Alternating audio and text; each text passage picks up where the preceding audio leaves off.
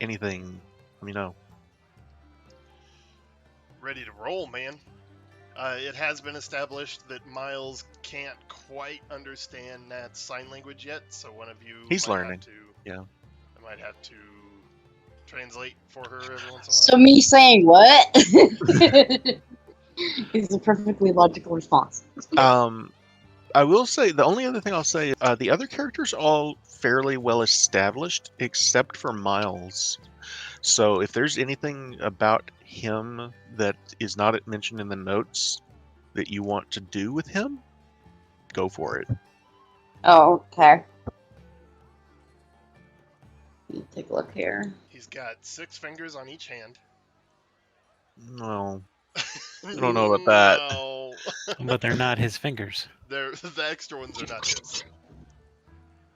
Oh, just because it's a thing, I'll just go ahead and mention. You'll also notice in the description of each one, Nat is Eluskan, Miles is Tetherian, and Jinx is Tirami.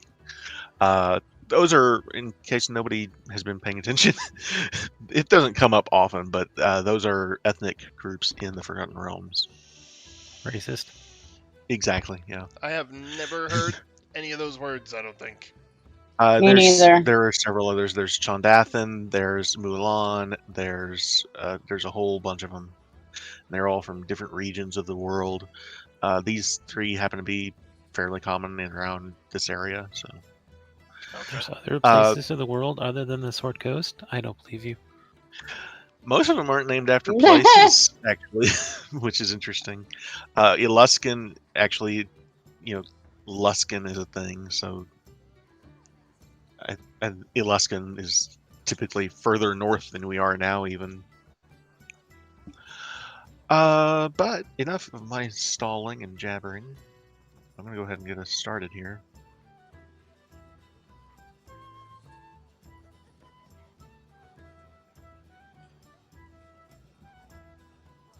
So I'm not going to read the recap from last week, but I am going to start us off with a little bit of something else. All right.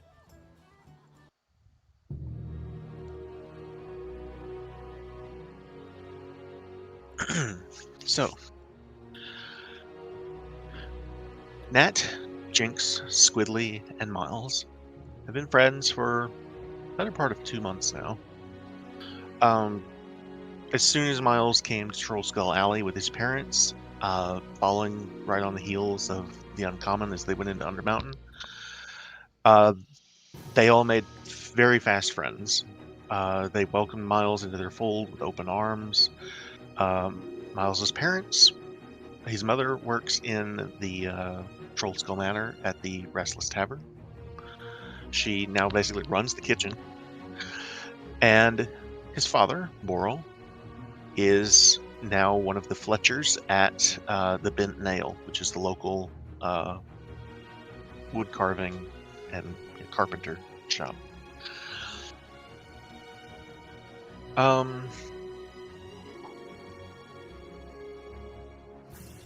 Let's see here.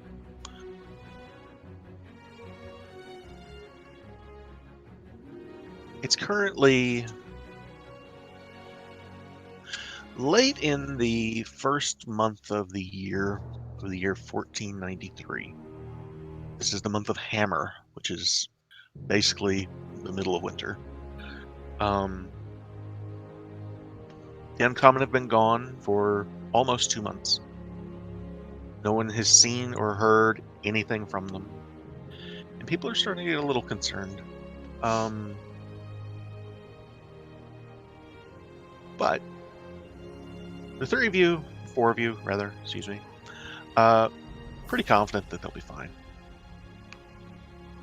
It's well after midnight one night in Hammer. It's a snowy, cold night.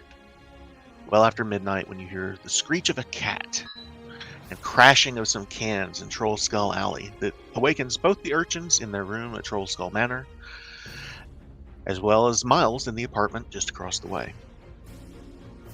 A lot of crashing. It's not very far from one to the other. And I will bring up the map of Troll Skull Alley here, so you can all get an idea of where we're talking about. Oh, This it's is happening snowing. right in the back alley here behind Troll Skull Manor. Miles, you have a pretty good view of from your upper floor room. Uh, Okay. Also, same thing for the urchins. So, what would you all like to do as you hear this cat yowling in the middle of the night and just sounds like chaos in the back alley? It's woken you all up out of just a very deep sleep. Nat just jumps out of bed and immediately starts like That's putting on. stuff. Oh right, Nat doesn't react at all. Quick Holy reminder. shit. Wow, I've already fucked it up immediately. Nat doesn't react at all. She's still No, it's asleep. Well, fine. Don't Jinx, worry about it. Jinx will get scared and he'll go to Nat and try to wake her up. I slap I his know where hands away. Vixen is. It needed an early reminder. It's fine. So Jinx will just like shakily start signing to you that there's some ruckus in the alley. Oh, then she'll immediately jump up, and buckle on her both toy sword and real sword. So, the reason that most of you have both real weapons and not real weapons is because they're not going to let you walk around town with real weapons. So, keep that in mind also. If you get stopped in town by the town guard, they're not going to be happy to see kids running around with, real weapons. So what she'll do is strap the short sword to her hip and then strap the wooden sword on top of it to look like it's just the wooden sword. Kinda. Close inspection obviously wouldn't fool anybody, but Yeah. to try to hide it. It's worth a try. She'll sign to Jenks. Get Squidly's ass up. Let's go see what's going on. So, Okay. you have to rub the fog from the window to see out the snow-filled alley. When you do, there is a mysterious figure that's kind of looking forlornly down the alley. But as soon as any of this noise is made, its gaze kind of rises up to meet yours, and you see this figure walk around the corner. Like away from us? Yeah, and out of sight. Yeah, I'll sign to the other two. It's up to us to protect this place while they're away. Let's go get the new recruit.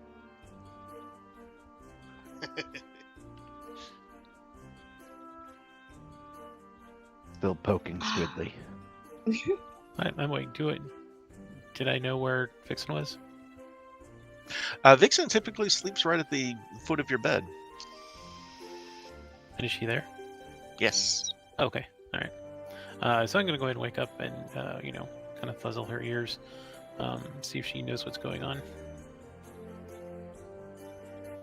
Are your friends having trouble too, Vixen? Yeah, she kind of wakes up with one of those long stretches and a yawn and kind of looks up at you and, like, what? Doesn't say anything, but, just kind of gives you this I look agree of with like, Vixen huh? a little bit. What's the ruckus, everyone? I'm staring out the window trying to get a better glimpse of... Roll a perception check. I'm gonna go stand right next to him, and my tail's gonna keep hitting him in the butt. Miles, while Nat's rolling a perception check, go ahead and what are you doing at this moment? I'd say, go ahead and roll me a perception check too, also, Miles. Okay. Remember, you have a magic eyeball, Kai. That is true too, and look into your flaws for more on that. They're flaws? I don't have one. I don't know. My patch is up a little bit, and there's just a hole. Huh? Oh, I lost it again. I'm sorry, guys. I'm gonna go start rummaging around my bed to see if I can find the eyeball. So Miles, Squidly. you can't see anything from your window. You heard the sound, but when you look up towards Troll Skull Manor, you can see the back side of it, and you do see Nat, Jinx, and Squidly all kind of in the window there. And You guys see me? yeah, they can see you too. I'm Oh, helping and I'll just- Squidly find his eye. I wave at Miles and beckon, like, Get over here. All right. Jinx, you do find the eyeball has been sat on the side of the nightstand next to Squidly's bed, and it kind of rolled a little bit near your spell book. Nice. I'll just hold it out to Jenks. Here you go. Master Bartholomew gave this to you so you could see. Try not to lose it. You've got one too? Oh, wait. That's No. mine. No, this is yours. Thanks. Go ahead. And I kind Oh, of buff it on my shirt before I hand it to you. Oh god. Squish. Shining an eyeball. All right. So what do the four of you want to do? It is the middle of the night, by the way. Do I see Miles leave his window like he's starting to get ready? Yeah, Okay. Then yeah, I do. I'll sign to them. Let's meet him out front. All right. Like you actually. What? I'll just sign to you. What was it? Yeah, what did I see with my perception? Anything? The only thing you see is there was a person out there, and they seem to have gone around the corner out of, moving away from the Trollskull Manor. I'll say, as you guys come down the stairs through Trollskull Manor, the house is mostly empty. But when you do get down to the first floor, into the Restless Tavern, there's a few people here. It's the Restless Tavern is open all night. However, at this hour, there's only one of the halflings running things, and Liff, who pretty much keeps this place going all the time. And you'll see a serving tray just float around the room to one of the lonely tables where people are drinking on this snowy night. Awesome. Yeah, I'll sign to the other two as we're walking the figure I saw. And we need to look into that. All right. Okay. So you guys will make your way around to the south end of Trollskull Manor here. If you wanted to, you could go out the back door through the kitchen, or would you prefer to go out the front door? Definitely use the back door. We're on a mission. All right. Give me 1 second to get rid of this. There we go. So, I'm going to zoom in kind of close here and put you all on the map here. Awesome. And Miles, you come around out of your... Yeah, literally, like when I'm coming around, I'm like literally putting on like an overcoat or something. Like Yeah. as I come around the corner, like I ran out the door that fast. Yeah, it is cold. And most of you are at least up to your knees in snow at this point. Jeez, our knees? You're kids! Oh yeah. And it's winter and water. It's winter and water deep. It is cold and it is harsh. So we're all pretty bundled up then. Yeah, I got Vixen Wow. inside my parka or whatever. totally. So I you're am probably the like- warmest one of all right now, Squidly. This round little ball. All right. So I So- elbow Jenks to get him to translate for me, and I sign to Miles. How's Miss Mommy? I'll show the stiffs with the fingers. I just basically think that she's fine. Sleeping, tired, worn out from the day. Yeah, Nat's definitely fascinated with you having parents and how awesome that must be. Well, yeah, go ahead, sorry. I was just saying, aw. Yeah, I'm sure we all kind of feel that way, but Nat's like unabashed about it. She's all over Miss Mommy whenever she can be. Oh yeah. Danica would probably be the kind of person, thinking of, that would kind of act like an adopted mother to the kids. She wouldn't like she'd treat them with every amount of kindness that she shows Miles. Basically, she's very motherly. So Awesome. All right. Yeah, so Nat'll start looking around. Maybe there's footprints in the fresh snow. All right. If you guys are all looking for footprints or any sort of sign of someone's passing, I would like survival rolls from all of you. Nice. -1, baby. Let's Ooh, go. oh, I'm not. I'm real bad. Yes. You're blind too. My eyeballs fall out. All right.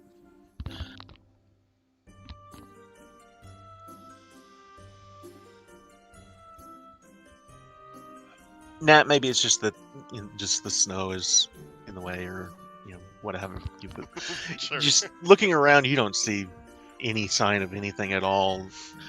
You almost trip over some of the boxes that were knocked over here in the alley here.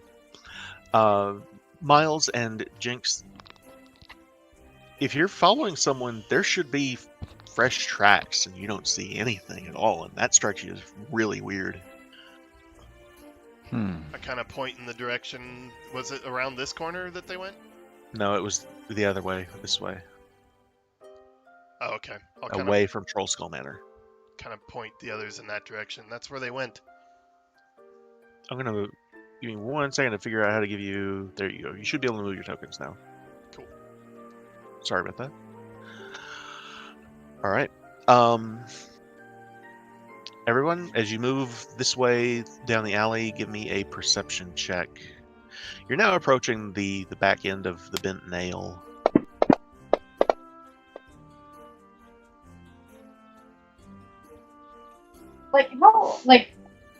How late is it? Like around It's after 3 a.m.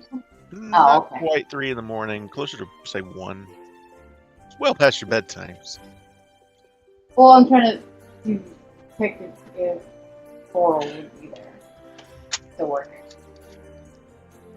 What was that? Uh, Oh, okay. Sorry, that's my mom. Yeah. Go ahead. but yeah. You sound really far off. I'm not sure if that's. Is that just me? No, it's Is it better? Is it better now? Holy There you go. Oh, yeah. shit. 100 times better. Bring Sorry. you back down. No problem. All right.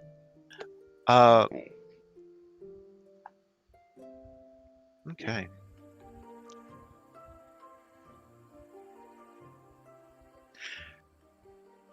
You still don't find any tracks. You don't see any sign of a person out at this hour that, it's. You all know. Well, 3 of you know you saw someone, but you should see someone by now. Guess we'll keep going. Okay. Strange. Yeah, and so when you guys all get to this point,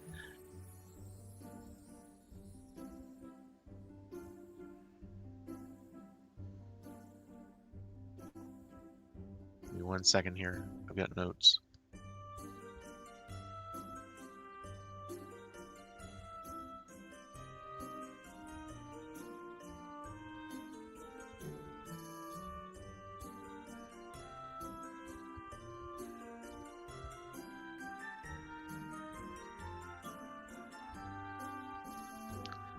It's at this point that you would all look up and see just behind Steam and Steel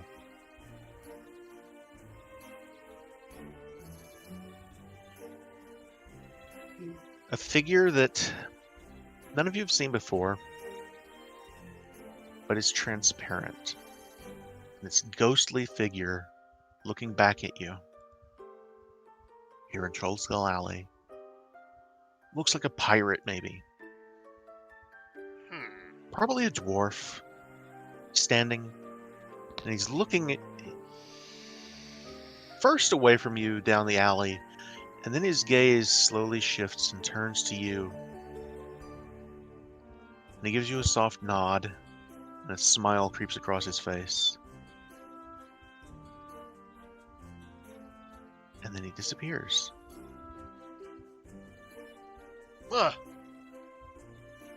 You have all just seen a ghost, I need everyone to roll me a wisdom saving throw.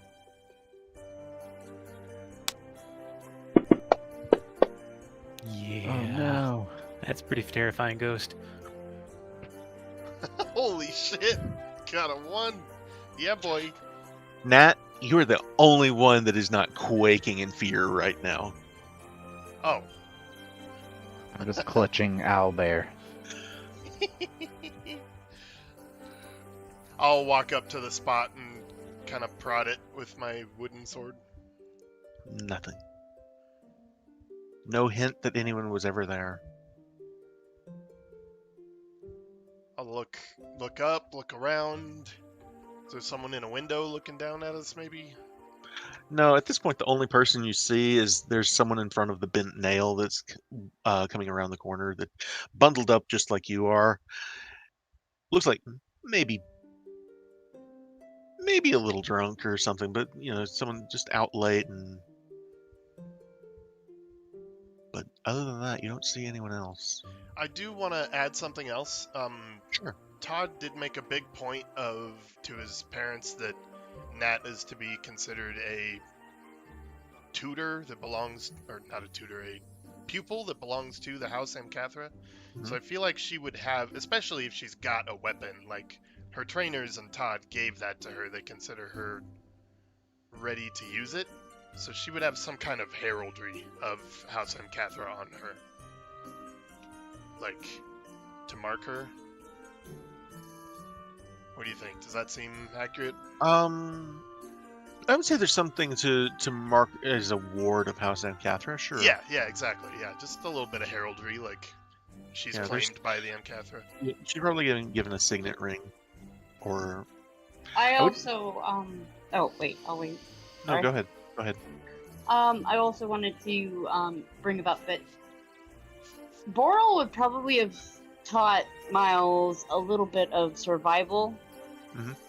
like how to find his way home and stuff like that, in case he goes out in the woods and got lost. He would know how to find his way home or survive, and That's where that How to- wisdom comes in. Yeah. yeah, We're on the same wavelength. That's why I gave him proficiency in survival. yeah, Nice. All yeah. right, He cool. would know. Yeah. Okay. All right. Yeah, I just mention it because if anybody gives her a weird look about the weapon or something, she would just point at the emblem. Right now, the only You're person pointing at it proudly, like, look. the only person that you see that an adult in the area is this guy that's bundled up and probably 3 sheets to the wind. What does that mean? That's Texas for drunk. Oh, okay. Sorry. I knew what that meant. I had no idea. I've never heard that before. Okay. I'll turn and look at the others. What does that mean? It's Texas for drunk. Don't worry about it. That's great. It's like, is he confused? Is he lost? Is he missing a leg? What does that mean? Yep. All right. So, at this point, you've all just seen a ghost. 3 of the 4 of you are, you've all seen Liff. Liff's different. Liff, first off, you don't see Liff, but second, this one you absolutely did see, and more than a little scary, especially here in the middle of the night in a dark alley in the middle of a snowstorm. What do you all want to do? I look back at the others to see how they're handling it. Were we supposed to be able to move after seeing a ghost? Because I can't move.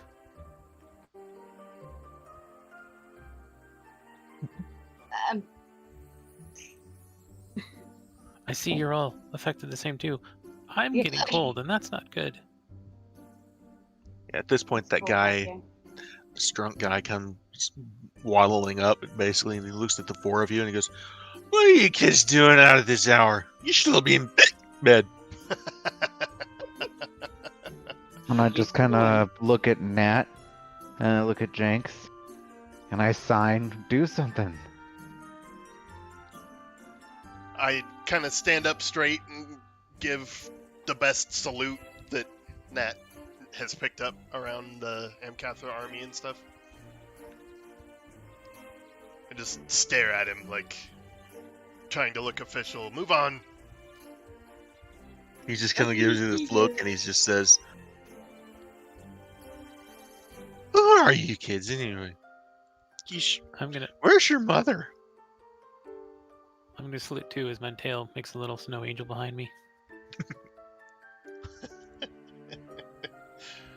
I don't know what he said, but I'll just kind of gesture on down the street. I'm like nodding up and down, but then like nodding my head to the side where Nat's gesturing towards.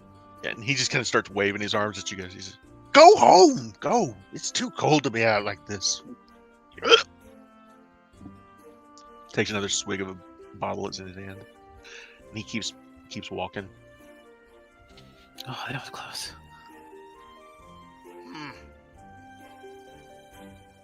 All right. Well, if I don't see anything else that looks relevant, Nat's just like, that was crazy, and start ushering everybody back towards the tavern. I'll just sign at you. He said we should go home. Mission accomplished. I'll sign back to you with a grin on my face.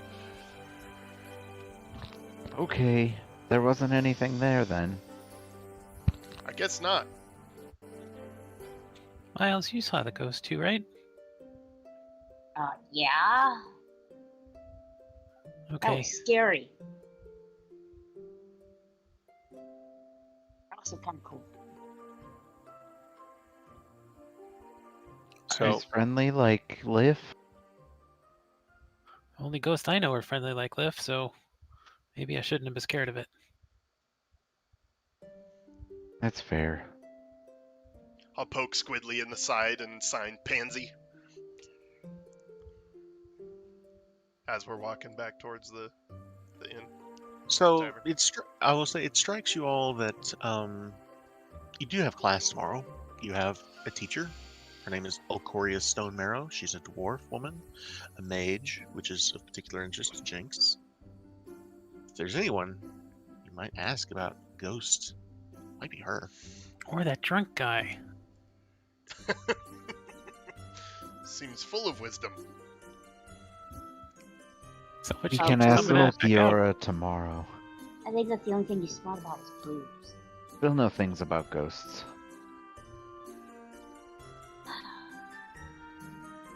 I think we handled it okay. Yeah, but it doesn't hurt to ask. We don't know a whole lot. True. All right. I'll So you just all make your way. sign to Miles. You want to stay with us the rest of the night? I don't know. Like, I think my mom would be kind of worried if she woke up and I wasn't in bed. But Thanks, just kind of parents. Nat's genuinely surprised. She's like, "Oh, right, they would care." So I will say you split ways here at the back alley of Troll Skull Manor. You go back upstairs to Mom and Dad, and Nat, Jinx, and Squidly go through the kitchen where you see the other Danica, who's currently on duty here in Troll Skull Alley, or in the Restless Manor, rather. Restless Tavern. I screwed up like 3 words there. And she kind of watches the 3 of you come and go, and she doesn't usually see you guys going at this hour. She's this halfling girl. She's Kelso's younger sister. She's a little older than you guys. 18, maybe. She gives you this kind of raises her head up and just says, "What are you 3 doing?" We saw a ghost in the alley, and we were wondering if Liv could tell us what it's all about. There's a I just ghost kind in of the smack alley? your arm. Oh, I mean, for sleepy walking. Sleepy walking. She says, maybe you guys should come in if there's a ghost in the alley. That's not the first time I've heard about that. Come in. She closes the door behind you all and kind of looking out the window, or out the When- door as she closes the door. She's When about she on your says height. That, yeah, we're familiar with her though, right? Yeah, you've all met Danica. This is Yeah. Danica with a K. Danica with a C is Miles' mother. They're sleeping. So when she says I've heard about that, Jenks kind of like perks up. Really? What do you know? Not a whole lot, but some of the people in the tavern I talk about Lord Mundir, I think his name is. Or Mundir. Yeah, he's some creepy old ghost that's been around Trollskull Alley for years. You guys come in and go upstairs. I don't know. You shouldn't be out at this hour anyway. Okay. Has Nat mastered the skill of reading lips yet? I know that's an actual feat. I wouldn't say mastered so much as she can get the gist of what people are saying most of the time. Okay. If they're facing her and Clearly speaking, communicating with her. well, if it's common, like if they're speaking another language, not so much, but you know, Fair enough. Okay. which this is in common. Cool. Alright, it's back to bed. Indeed. All right, and so the evening passes with a little bit restless. You did see a ghost after all, but the next morning comes. You all get ready for the day, and Olcoria Stonemarrow, your teacher, shows up. Give me one moment. And the interesting thing, every day when Olcoria shows up, you also see with her the shield guardian that never leaves her side. Well, it does leave her side to stay outside, but this towering, almost 7-foot tall thing. One might call it an iron giant. I might That's call it an exactly iron what I giant. was thinking, looking at those legs. Just think about those legs. But damn it. The shield guardian stays outside in the snow while Olcoria comes upstairs. And Olcoria, as I've described, is an older dwarf and woman, a mage, wearing typical wizard robes. She is known to many people as the Gargoyle. She never smiles. She's got this stern look. You have Damn, she never smiles. a good Governments. rapport with her. Like you all, she treats you well. She's a firm but fair teacher, we'll say. And so the four of you, because Miles, you have your parents have arranged a deal with her since she's already teaching them, Squidly, Nat, and Jinx, that she'll go ahead and teach you as well. And so the four of you are sat around a table on the second floor of Trollskull Manor.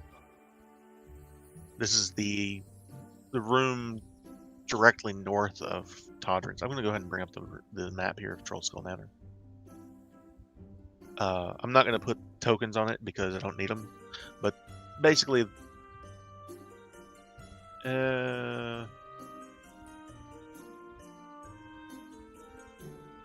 you are in. How do I do that thing? I used to be able to do the thing. There it is. You're all sat around this table here. So you've got a good view out the windows of people coming and going down the alley and the street here.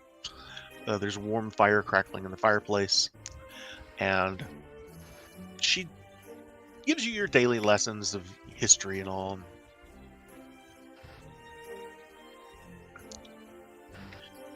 You are eventually... comes to a point in the day where it's kind of a quiet moment. You wanted to ask her about what you saw last night. I will do that. Hey, Alcoria. She kind of raises her head up and looks to you and says, what is it, Jinx? So, what do you know about ghosts? What do I know about ghosts? Well, why do you ask? I kind of look at the rest of the group. Is this about Liv? I think. Go ahead. Is this about Liv? No, actually, I think we saw a ghost last night out in the street. Oh, really? Mm-hmm. Yeah, when Danica saw us, she said that his name might be Lormander. Ah, of course. Well.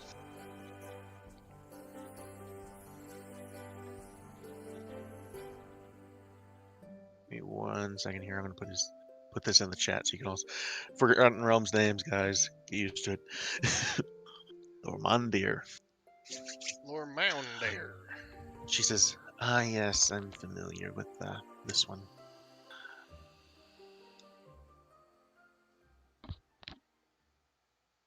Nat What do kind of you? makes a hand gesture like, go on, go on.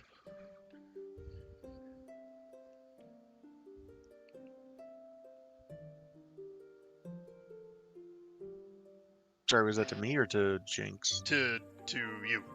Or, Okay. Or, yep, Volcoria. that one. Future lady. Like how all my characters are terrible with names. She says, "Well, Trollskull Alley was once known as Lormandir's Skulk, thanks to your ghost. He lived around here, 220 years ago now. Died the same year I built this manor, actually. Oh, It wasn't called that until later, of course, but they say his treasure's still around here somewhere." Nat Like out gasps. back? Sorry, what was that? Like out back in the alley?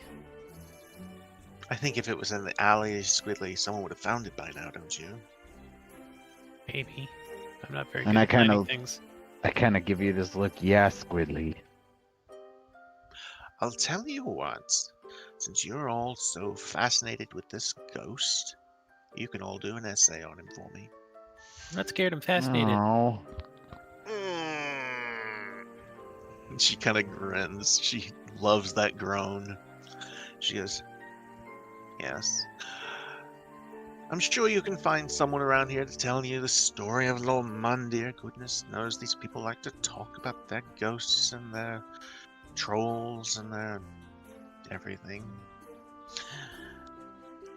I'll expect it by, the end of the week. How's that sound?" I'll sign, Okay. hoping somebody translates for me. She signs. Yeah, she's signing the whole time. Oh, okay, awesome. Yeah, she knows how this works. She has been teaching you for the better part of 9 months at this point. She knows everything about that. So she Okay, knows how cool. to handle that.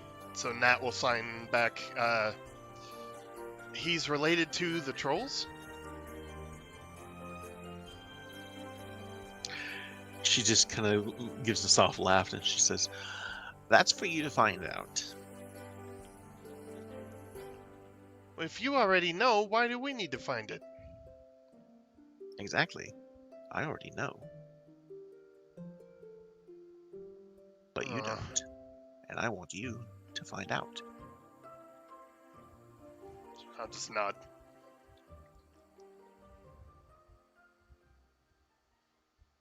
All right. Anything else for today, Volcoria?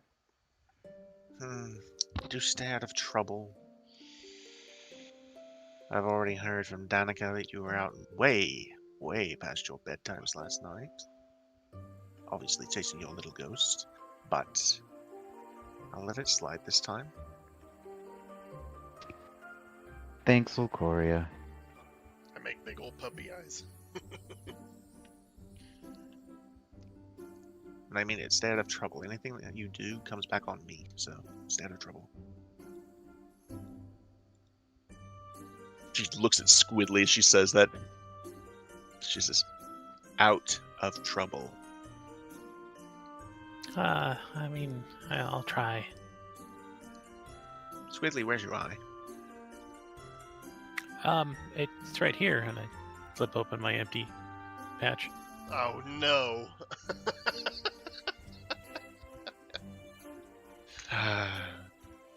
I hold it up. I've got it in my hand. I picked it up when you dropped it. Oh, thank you, thank Was you. just waiting to see when you'd notice. Does it not help you? Why do you keep losing it? I look up at the sky with one eye. Oh.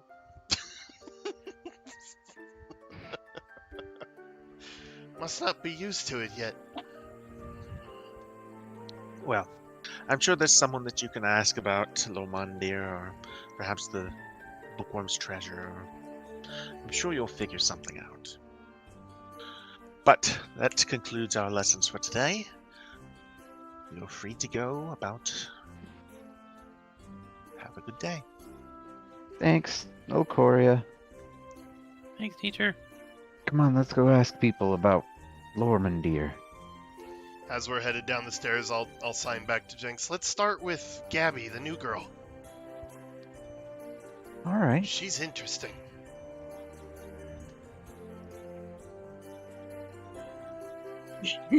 Miles' eyes light up at the sight of Gabby because he finds her so cool. All right. So I'm going to go back to the Troll Skull Alley map here and just move everybody over. Again, it's excuse me. Gabby's Gadgets and Gizmos is just right across the street from Troll Skull Manor. I did it again. And again, mounted over the door, this mismatched group of letters that's carved in wood and abstract metal letters spells out the name of the store, and they all rise and fall in this slow pattern. It's all hooked up to some sort of clockwork mechanism that none of you really understand, but it looks awesome. There's a loud chime that rings when you open the door. It's triggered by some kind of weird device. And this place is a absolute wreck. It looks less like a store and more like just a giant workshop.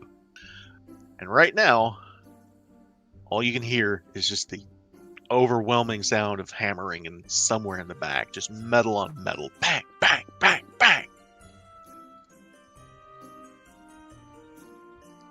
I think she's in the back.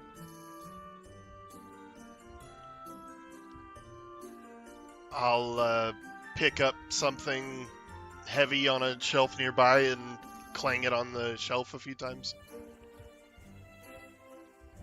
And that's when you see these two figures pop their heads up. One of them is Gabby. She's got a set of goggles that are over her eyes. The rest, her face is like just blasted with soot. And the other figure you see is actually somewhat of a friend of yours. You've actually known Nim, the Nimblewright, the construct, for quite some time.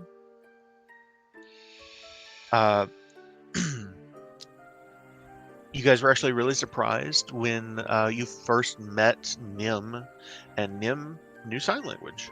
Yeah, I run up to him and give him a hug immediately. Yeah. Unlike Nat, Nim is mute, can't speak, but immediately upon seeing the group of you, throws his arms out and welcomes all of you. And Gabby's like, "Oh, your friends are here. It's awesome." Yeah, we'd all run over and tackle him and be like, "Oh, Nim!" And she just kind of waves you all in, and she says, "Hey, what are you kids doing here?" We actually wanted to ask you about a ghost. I'm knocking on the side of Nim's head. And she pulls her goggles up, and as soon as she does, you can see where her eyes, it's that outline of soot from around her. She just says, "Did you say a ghost? What kind of ghost? Is it Liv? Is Liv okay?" No, we saw a ghost last night in the windows. I signed, Liff is dead. Wow. Yeah, and she actually knows enough sign language to know what you just. Wait, he's okay, right? I shake my head solemnly. We're all laughing. Nim is dead. Liv. Wow. What did I say? You said Nim. Oh, That's jeez. fine. It's fine. But she just kind of looks and she says, "You're messing with me, aren't you?" I nod solemnly. Okay. I thought so. All right. So, what can I do for you? Do you know anything about Lurmandir? That's how you say it, right, guys? I think so. I shrug. She just kind of shakes her head a little and says, "You said that's a ghost, right?" Yeah, I guess he's been around Troll Skull for a while. I've heard the name kicked around a couple of times, but yeah, I don't know. You might want to ask someone who's more local. I've only been here like a month. Okay. I'll sign. That seems like we should have thought of that. You really haven't heard anything? I mean, I've heard the name, but no, I hadn't seen him. I hadn't heard of him other than just the name. I'll turn to Nim and knock on his shoulder again. Yeah, he just kind of shrugs a little. Alright, maybe we can go ask, what's the wizard's name? Rashal? Rashal the page turner. Maybe we can go ask Rashal. He might know something. You do know his Give shop. it a try. Okoria mentioned his shop. Bookworm's Treasure. Let's start there. All right. If you kids need anything, come on back, okay? Definitely will, thanks. Thanks, Gabby. All right. And so you all make your way down the block, north side Down of Troll south? Skull Alley. Walking fast. Yes. That. Talking fast. And I'm going to go ahead and change the music here because I don't want to play this forever. And we're troll bound. Deedly deedly deedly deedly deedly. There we go. All right. We're troll bound. So,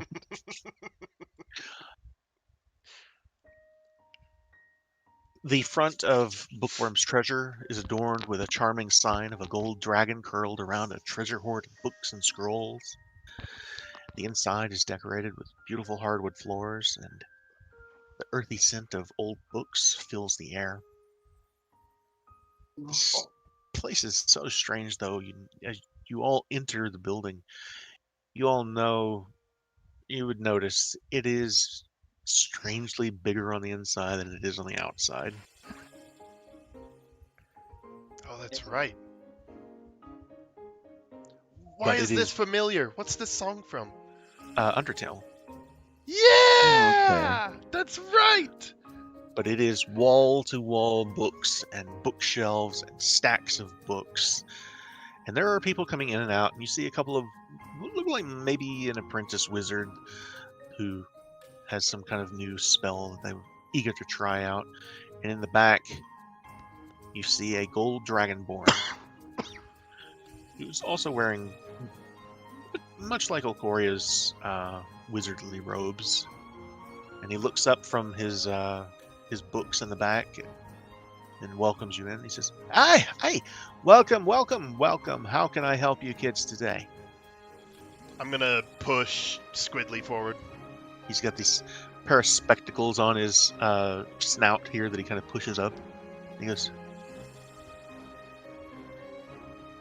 "Well, come on, don't be shy. Come on in." Yeah, I'll push Squidly forward and give him a motion like, your turn, Oh, your turn. okay. We were learning about ghosts in school. We didn't see one last night in the alley at all, and we were wondering if you knew anything about what is it, Lomian? Lowlander, the ghost. Lurmandir. Yeah, Lurmandir, the ghost. Not in the back alley. No. So he comes around from the back. Olander. Comes around from the back of the store and says, "Well, I've seen him once myself. It's been a while ago, a couple of months. But I'll tell you what. And he leads you to a section of the bookstore here. He says, Your "This is restricted all. section. Yeah, this is all local history. If you guys are interested, this is where you would find what Do- you're looking for." Do any of these books have 200 words about the ghost? No, Squidly, we have to do the work ourselves. Okay. Maybe 3, 4, 50 words each of us about the ghost? He says, "Trust me, if you're gonna find anything about your ghost, it'll be right here." Hey, Rachel. By the way, I've been practicing, and I'm gonna try to cast Prestidigitation. All right, go ahead and roll me an Arcana check. And accidentally cast Fireball. Oh God. All right, go ahead and mark that off. Jinx is a wild Uh, mage. And he's watching your technique and the words that come out of your mouth, and he says, "Almost. You're almost there. Just a little bit Oh. more practice." And we said we would use those as spell slots, right? Right. Okay. There's one. I'll pat Awesome. Jinx on the back. He says, That was "Don't really lose, impressive. don't lose faith. You'll get there." Oh. Thanks, Rachel. Come on, guys. I'll go, So, yeah. if you guys want to investigate the books here and see what you can find, I'm going to need an investigation check from everyone. Why did Remember you say you- it like that? Remember, you also have this is basically a library use roll from Call of Cthulhu. Damn, we're all good at reading. Damn. What are we rolling? Investigation? Yes. And this is where Ocoria typically sends you when you need to go, do a book report or something. So you all know your way around Bookworm's Treasure pretty well. And so coming here and doing something like this isn't necessarily unusual for you. I'm gonna say Nat got a 20 because she spent a lot of time here trying to find info about Azure Edge. She's Okay. fascinated Yeah, and with there's the weapon. there's been plenty of that information here. She would basically be able to find almost anything that Todrin would know at this point with that kind of. She probably knows more than him, let's be honest. That may be true too. So,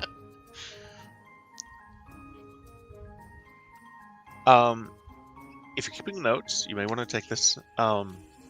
What you find is that Troll Skull Alley was originally known as Lormundir's Skulk, which is what Ocoria told you.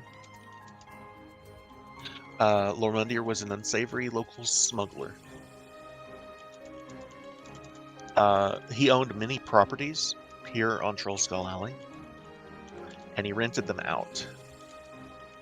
The tenants were initially unaware that he used secret passages built into the walls of these rented rooms to eavesdrop on them.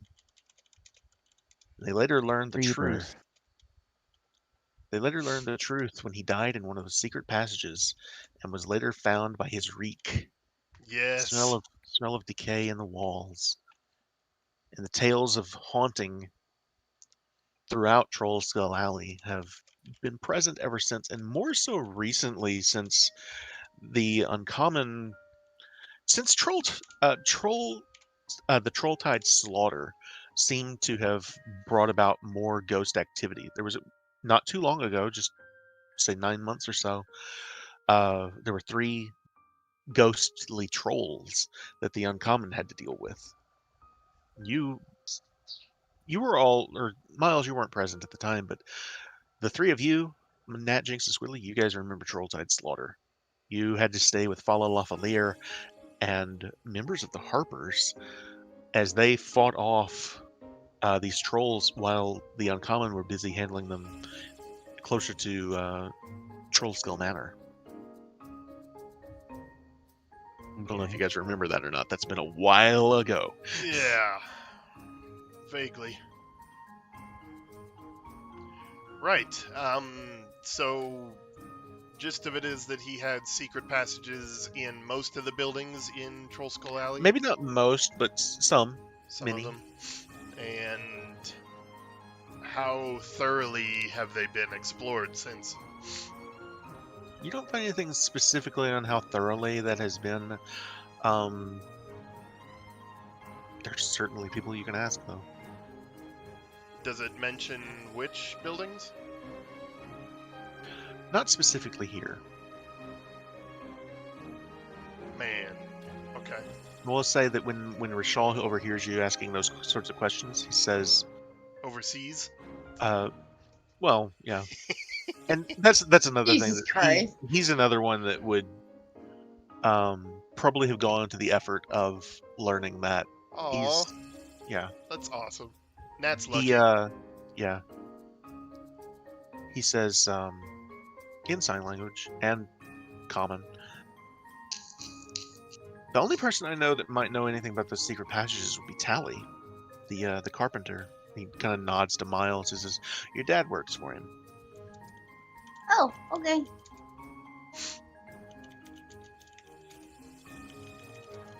Aside from that, you can, you might ask one of the local shops here. I can tell you, I've had this place for a long time. There's no secret passages here. Just trust me, if there were, we would have found them with all the magic that's in this place.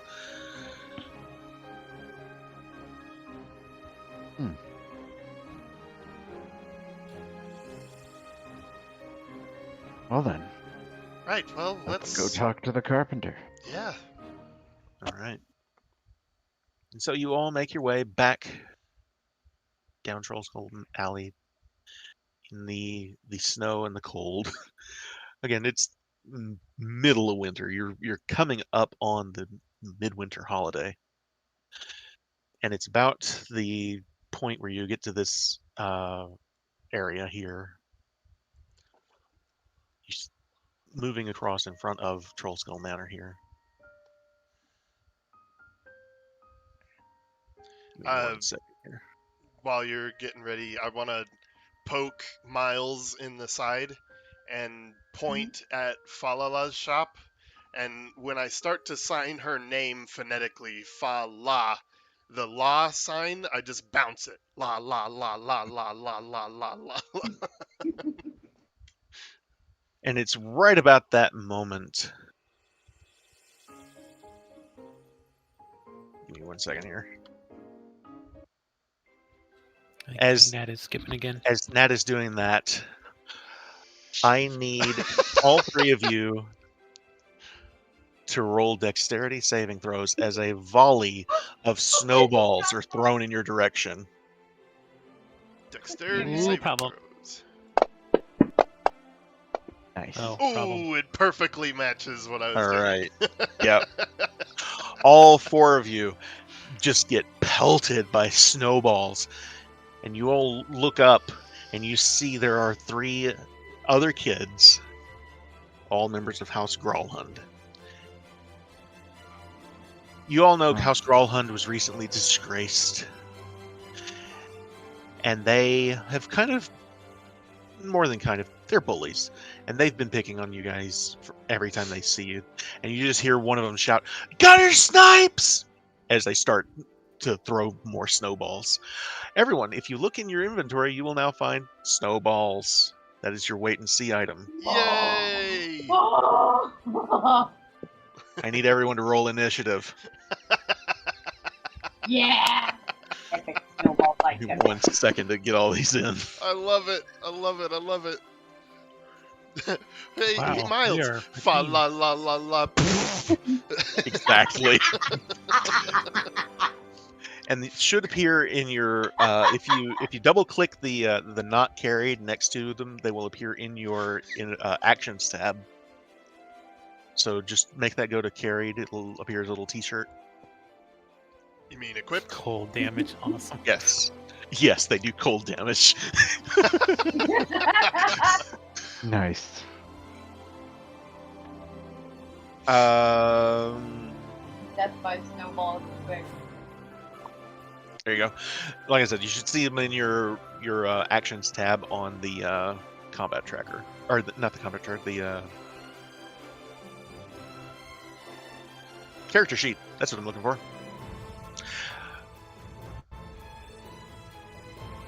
And I'm going to go ahead and roll for them. I'm going to roll for them as a group. They actually rolled really low.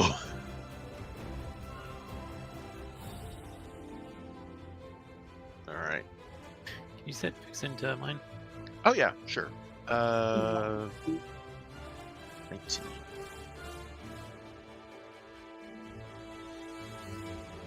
There you go. And I'm gonna put Vixen on the map for you. There you go. Which map am I closed? It looks like. That's okay. Here you go. Oh, perfect. Right there in the middle, and you can zoom in. And this is happening right in front of Fala's shop, in front of Gabby's shop, and in front of Troll Skull Manor.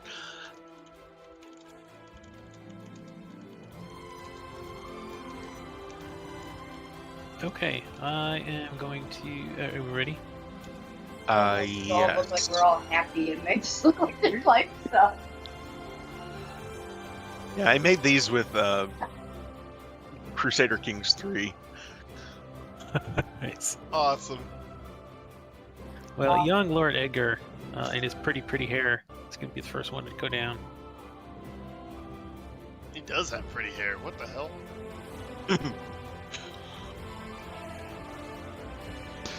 Haha. Nailed him. I'm then going to take another snowball and hand it to Vixen. I'm like, go get him, girl. And then she's just going to kind of like just punch down and just start licking the snowball. Perfect. Oh, it's not active yet, so. Oh, I'm sorry. It's on the fix. Yeah, there you go. Sorry about that. My bad. All right.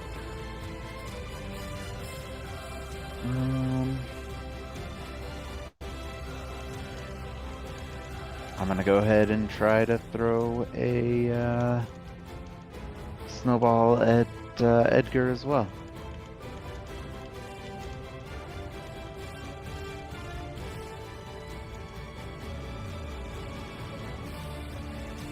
That's a hit.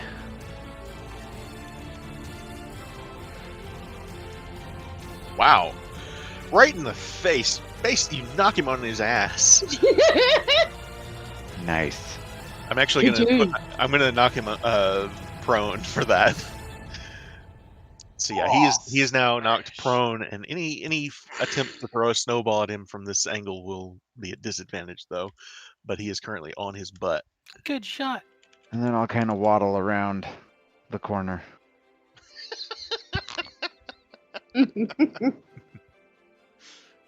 What? I'm a fat kid. All right, Miles. You're not fat, you're just big boned.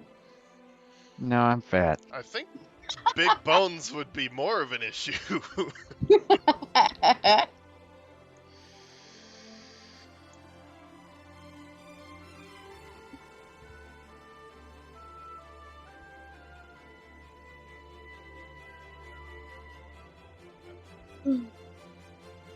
What you got, Miles? Let's see, who do I want to take out? Cast Tidal Wave? If only I could. Then we could ice skate on the street afterwards. I'm gonna go after this ugly mug.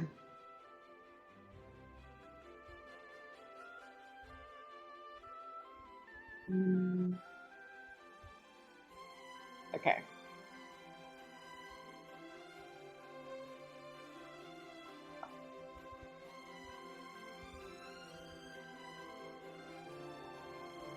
Okay, I got him. Cool.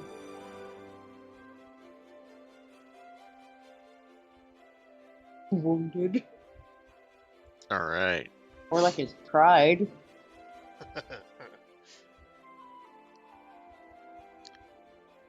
So another snowball flies through the air and hits Greth right in the chest as he's pulling his arm back to throw one in your direction. And Nat. Sorry, Miles, did you want to move or anything? No. Okay. I love Alright. how we're in the middle of combat and the music is so cheery. I'm going to take off at a run and scoop up a handful of snow as I'm running, and jump and plant my handful of snow into Edgar's face and just tackle him to the ground. Okay. Edgar's already on the ground. Oh, is he? Oh, then Yeah. the far guy, Zartan. Zartan. So Zartan's a bigger kid. Zartan's about 12. Perfect. I'll tell you what. Go ahead and roll an athletics check in addition to your attack. You all look like a bunch of tiny little assholes. All right. He did not see that coming, especially from a girl coming running across the alley. I'm gonna use inspiration on my attack. Yeah, you called me a girl. Almost. It's a little I think better. you get 2 more.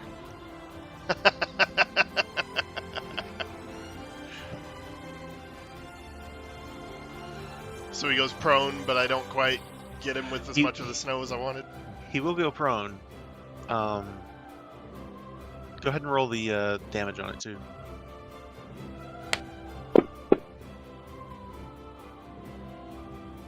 Nice.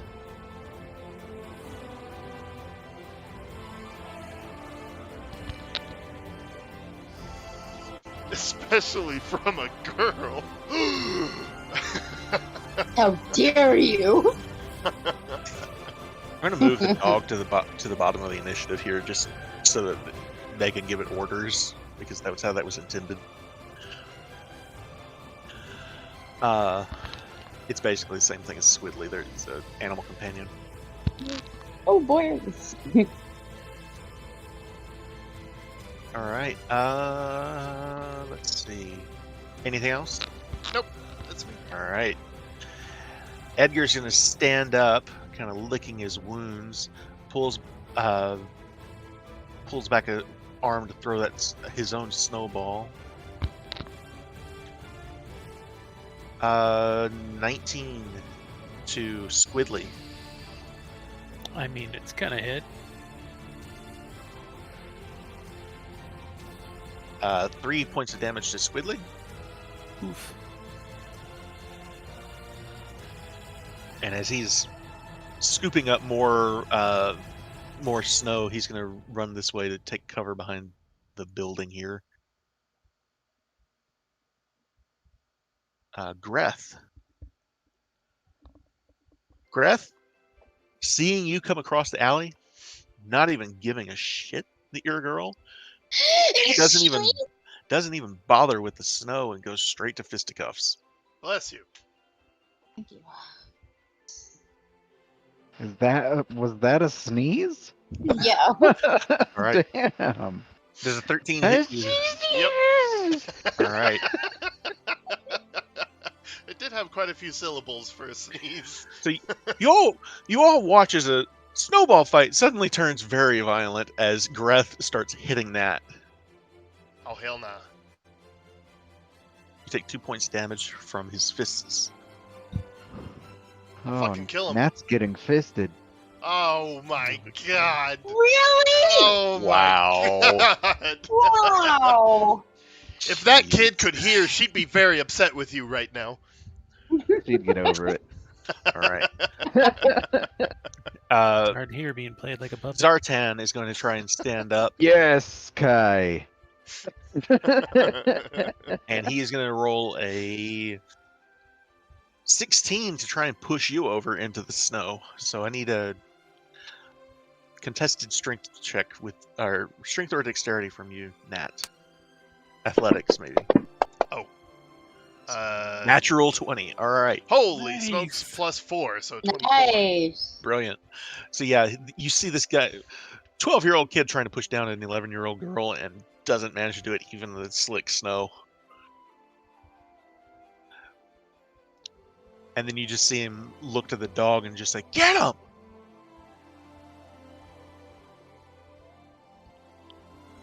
All right.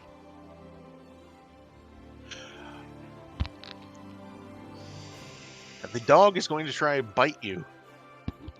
Jesus. I was half expecting the dog to start licking himself. Yeah. Yeah, the dog snaps at you, but does not manage to connect.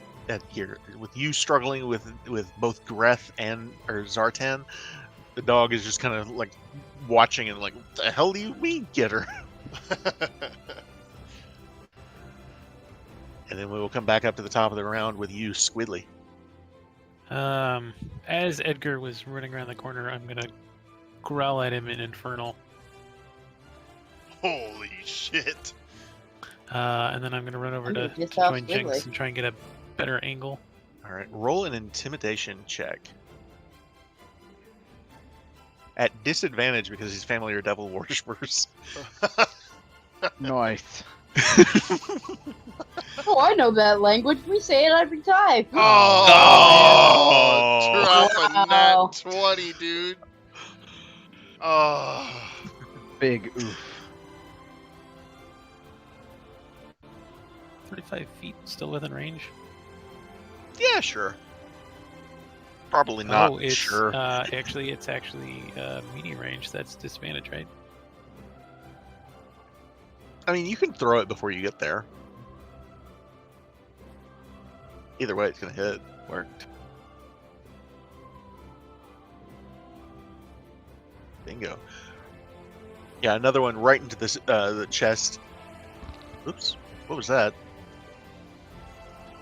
Oh, yeah, so I noticed if I click and drag on the gibberish infernal, it gives me some letters and numbers. So I was just trying to see if I could read it, but as you can see, it's just absolute gibberish. That was smart of him to keep you from doing that. Yeah, I was like, can I drag this out of the window and read it? Nope.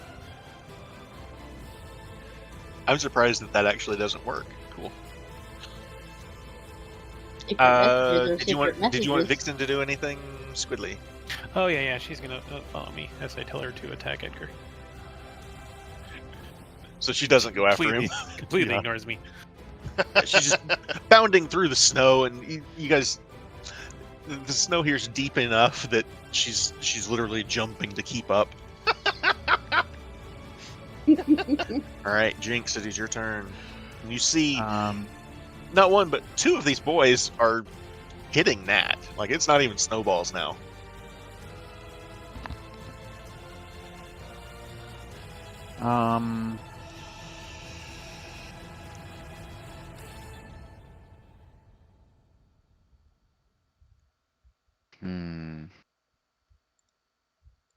I'm gonna try to cast Firebolt, but I'm not trying to actually hit them. I'm trying to shoot it over their heads. All right, go ahead and roll an Arcana check with,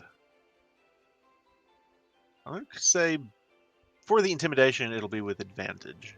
What is this, a children's show? Let's see some blood. Kill us some Growlhuns. Nice. Right.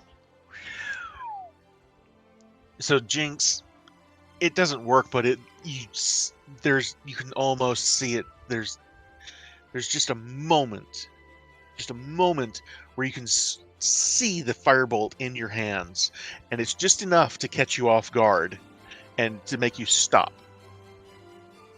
You almost. Scared by success. That was the closest you've ever been. Nice. Does it My scare eyes. them seeing some fire in his hands? I will say, let's see. Did they notice?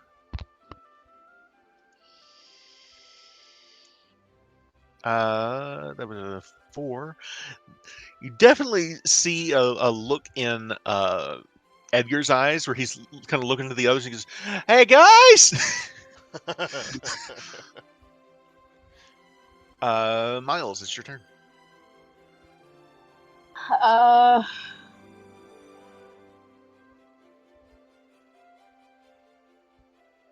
Hmm.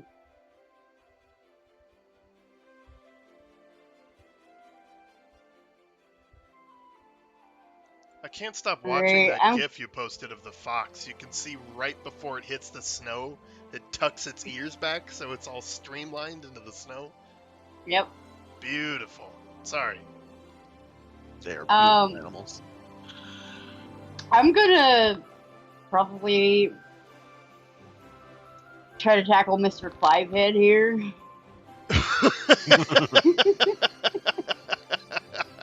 I like run up on him. All right. Tell you what. Go ahead and roll a strength check. Okay. Or athletics, technically, but... Okay. Alright. Ooh, he rolled a 3. He doesn't see this coming. Nice. All right. This is on Greth, right? Yep. Yeah, you managed to knock Greth prone. He's one of the we ones that hit, he's one of the ones that's hitting Matt, right? He was the first one to hit her. Yeah. Oh yeah, Miles doesn't like that at all. He doesn't like people, Doesn't especially like boys people hitting on hitting girls. on Nat. No, he doesn't like people hitting on girls. Period. Who wants to hit a girl's period? Wow. It is pretty weird to hit on a girl's period. That's strange. Wow. Oh my god. Drax, the hell. Well What done, you talking brother. about? Well done, brother. We're all uncomfortable, so it was great.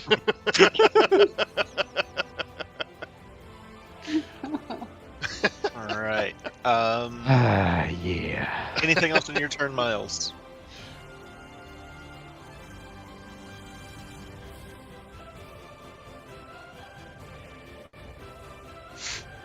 Miles going once. Kylie. No. I'm good. All right. Nat, it's your turn. You see Miles comes running up and takes Greth to the ground. Okay. Yeah, I want to take 2 double handfuls of snow and just smash it into Zartan's face. You're still playing with snow, huh? Oh, that's right. They've actually hit me with fists. Oh, yeah. By instinct, can I draw the wooden sword? You can. I want to smack Zartan across the face with it. All right, go for it. Oh man. This is about to get nasty. Yeah, she's not trained enough to go for the short sword yet. She just, by instinct, would grab her wooden sword. Are you still carrying the actual sword? Yeah. Oh boy. Yeah, she takes it very seriously and thinks she's ready for it, but clearly is not, because she didn't even go for it. All right, go ahead and give me an attack with the wooden sword. I have to, right, equip. Cool! It's got its own stats, that's amazing. Man! That rolls better than Todd does. All right, right in the face, and you hear a crack. And you look up and you see him holding his nose. There's a sharp cry out of pain as you hit him in the face with a wooden sword. Yeah. All She's right. not fucking around anymore. Anything else on your turn? No. Oops. Sorry. I skipped Edgar.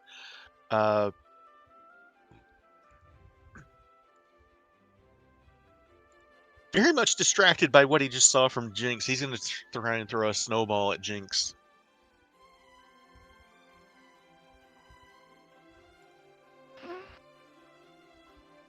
That is an 11.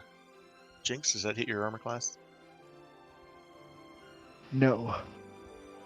Snowball whizzes between you and Squidly. Goes like right between his horns. Basically, yes, sounds just like that. And he's gonna run over and can't do anything else this turn, but he's getting ready to try and help with this situation. And Greth, from the ground, is going to try to stand up. Are either one of you holding him down? I would say Nat not, but Miles might be. It's up to you, Miles. Yeah. All right. Roll a contested strength check with him, trying to get up from beneath you. I'm rolling shit with these guys. This is a 4.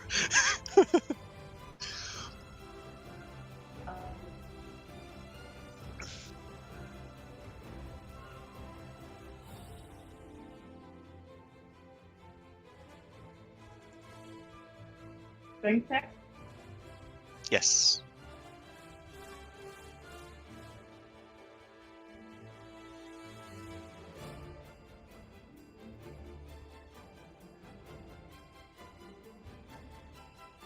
All right.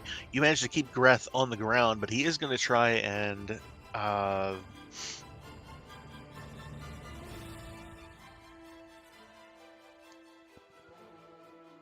going to give him an attack just because. So he's going to try and punch you as you're on top of him. Okay.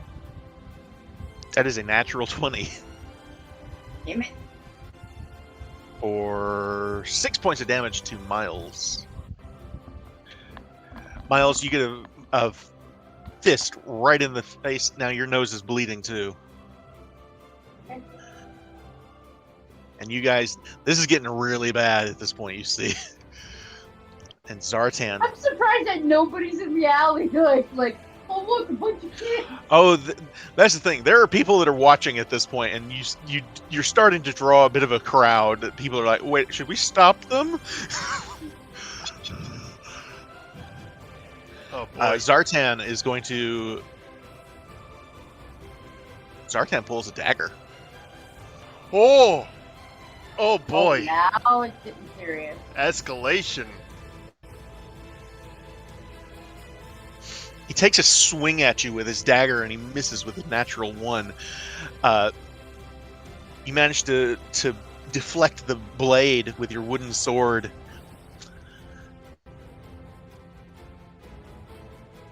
I'm going to say the dog is bouncing around at this point. A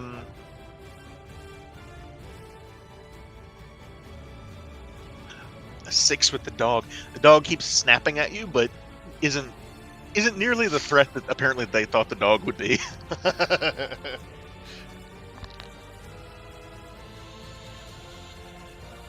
Hang on, that's not supposed to be Jinx. That's supposed to be Squidly, my bad. Squidly, your turn. Okay, so we've got like metal flashing and weapons coming out.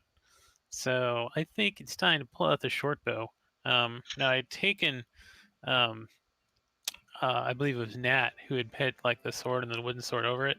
So I tried the same, but of course I only have the one bow, so it's actually kind of stuck down my pants. So I've been kind of limping around just to keep the short bow there. So I'm gonna go ahead and squirrel that out, and then take a shot at Zartan's dagger. Ooh. All right. Go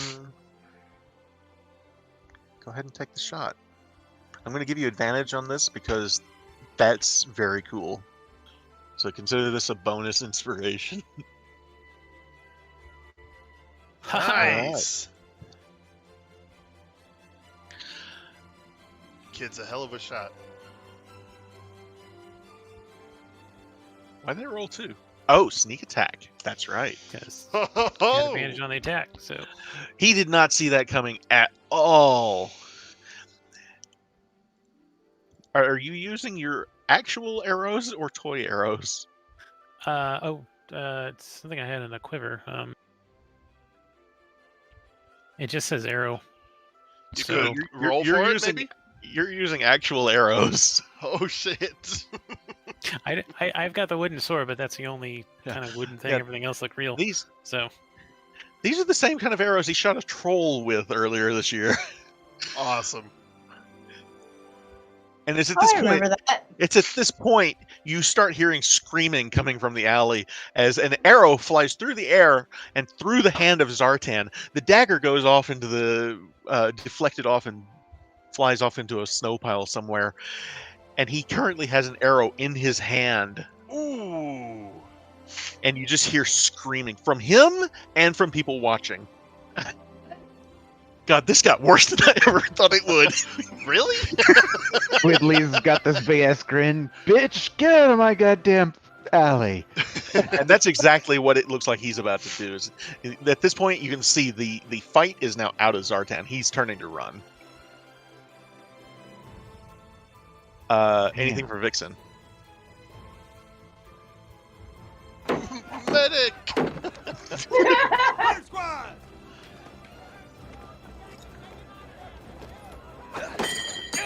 Anything for Vixen? Sir, I don't understand. Who Squidly? needs a knife in a nuke fight anyway? All you Oh, gotta no. do is push a button. Wait, Vixen's gonna run forward. And just kind of like start sniffing on Hound. Stand on that wall, trooper. All right. I'm gonna say Put your hand here would on probably that be wall! best. Just. All right, Jinx, your turn. So I just turned to Squidly. Squidly, that was a real arrow. And That's a real dagger. He's not wrong. The enemy cannot push a I'm gonna run over to Nat and make sure she's okay. Well, she hasn't been getting hit. Miles did, right? Medic! Yeah, Miles took a fist in the face. Nice. I'm gonna go check on Miles. All right, go ahead and roll me a medicine check.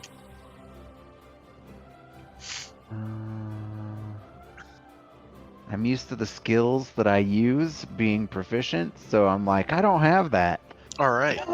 So you kind of spin Miles around, and you've been paying attention in Olcoria's class. You grab him by the nose and twist, and his nose immediately locks back into place. Oh, God! And there's this loud crunch. Wow. Damn. If it's gonna be bad, I'm gonna take it all away. This friggin' kid just reset my nose. What? Wow. Oh, God. I'm awesome. That's You are awesome. badass. All right. Anything else, Jinx? I'm gonna give Miles 2 hit points back for that. Nice. So just pat him on the shoulder. Don't worry, kid. You'll be fine. You'll thank him Walk in it 10 off. years when you don't look like you got a fucking crooked nose. Yeah. All right, Miles. You can see at this point, Edgar, for sure, is like trying to grab Greth and like, let's get out of here. And Zartan's ready to bolt. Like this fight looks like it's mostly over, except Greth. Greth looks pissed. He's still under you. Well, at this point, he's not under you. You've been stood up by Jinx, but it is your turn. What do you want to do? I'm probably doubled over in pain having somebody just come up and crack my nose back into place. And I probably can't see because my eyes are probably watering because, yeah, broken nose. Jinx now. Well, fixes it means that. You got 6 seconds to get your shit together. I'm gonna get off of it before this gets worse than it should have gotten. All right. Do you want to disengage then? Yes, I'm gonna back off All right. and move like 10 feet back and just fucking hold my face. All right, Nat, it is your turn. Alright, so seeing Zartan starting to turn and run, but Greth is still in it, she's gonna feint like she's hitting Zartan, and then turn and do a golf swing with the wooden sword up between Greth's legs. Go All right right. Here. Right for his nads. All right, go ahead. Why is that advantage? You go get that Because 5 head. he is currently prone. Oh, perfect. So it is a golf swing. With 2 golf balls instead of 1. Go ahead and roll damage. 22. Jesus Fuck. Christ, girl. This Swinging guy good. can't have kids anymore. That's probably for the best. Touche. Yeah, you hear Smash. a terrible scream come from Greth. And hearing him scream like a girl, Nat doubles over laughing. That'll Alright. be the end of her turn. Edgar kind of pushes between Nat and Jenks, and he's trying to run. If anyone wants to take a swing at him as a reaction, you can. I'm laughing too hard. Nope. Greth is going to stand up with half of his movement, take a swing at you as you are laughing, just last gasp, and he just says, "Gonna fucking kill you, you street trash!" Oh shit. Good thing she can't Somebody hear needs a hug. it. That's another natural 20. Holy hell. Definitely didn't hear him coming. 4 points of damage to that. And he's going to try and push past you to the other side. Meanwhile, Zartan is getting the hell out of here, holding an arrow in his good hand. I gotta say, I really like the idea of the different art styles for the two groups of kids. And the dog is going to come running along with them.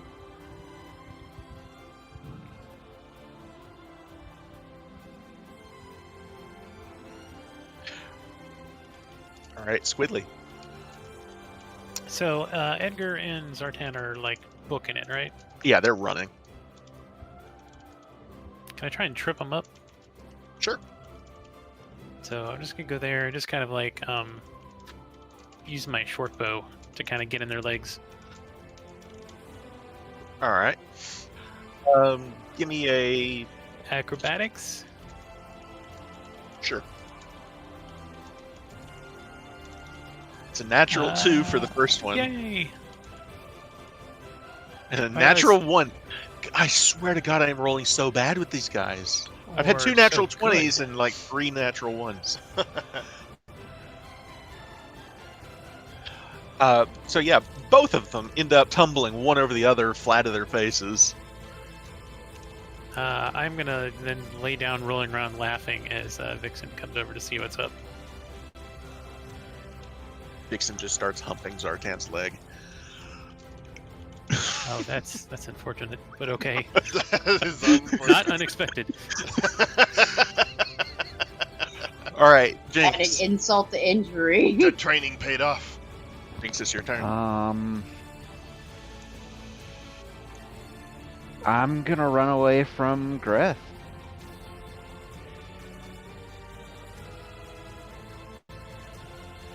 Does he take an attack of opportunity? Honestly, he is more focused on her than you. Alright, cool. Now that I'm a safe distance, I'm gonna try to pelt him with a snowball. Wait. Double ones? Oof. Oh, So that's my fault because he's prone that it rolled disadvantage. Well, I mean, I He still should would be have rolled a prone. one. Still rolled a 1. Twice. Ugh. Good thing you dropped that So- one. I'll say what happens though. Yeah. You hit him, he doesn't even notice. He is pissed off. I guess. Damn. And you just hear Greth in particular shouting. He just says, "Ruin my family name," as he's hitting Nat. He very much seems to blame you guys for what happened to his family, for whatever reason. That's me. Fucking, Sorry, fucking I hit it 5 twice. All right, Miles, your turn.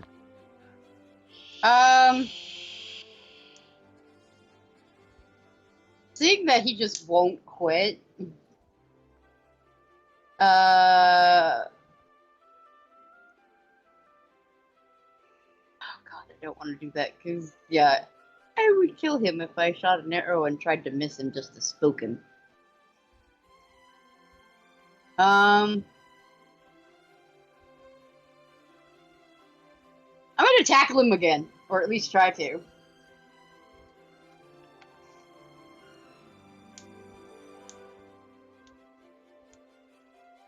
All right. Go ahead and give me a strength check versus his dexterity, which is an 10. Damn it! All right. Probably missing. He seems to have some really good footing here as he's struggling with that. This is after being hit in the nuts with a wooden sword. He's a girl now. Eunuch. Oh, if only it were that easy. Oh. Aww. Oh.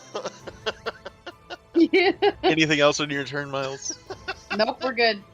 Oh shit! I'm sorry for laughing. That was really good. All right, Nat. Right. So is he kind of like faced away from me, or is he still? Oh no, he's facing you, and he is after you. All right. What does he have anything in his hands? He doesn't or- have any weapons or anything. He is full on fists. All right.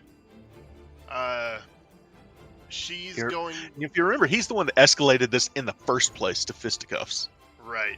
Okay. I'm going to. I expected a snowball fight. Yeah. Oh, I don't know. How do I? You guys do know there will be consequences for this, right? Of course. Yeah. Of course. We're prepared.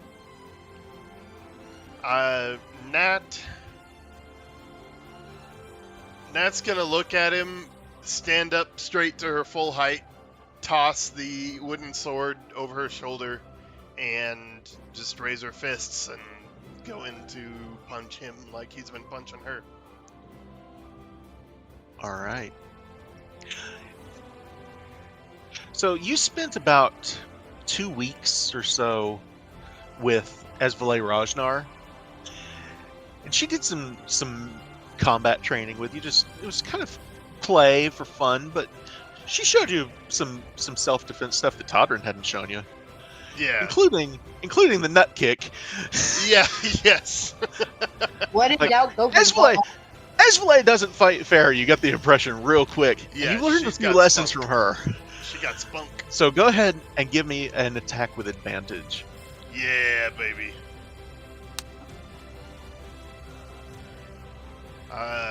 Just roll a d20.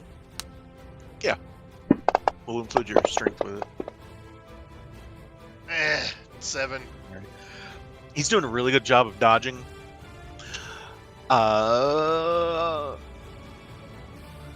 Let's see. Anything else you want to do? I want to use inspiration to try that again. Go ahead. Remember, you guys have 3 of them. There we go. 21. There you go.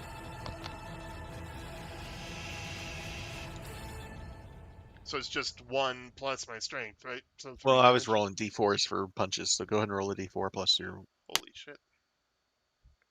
Yeah, they're kids. It hurts more. That's fair. Bam. All right.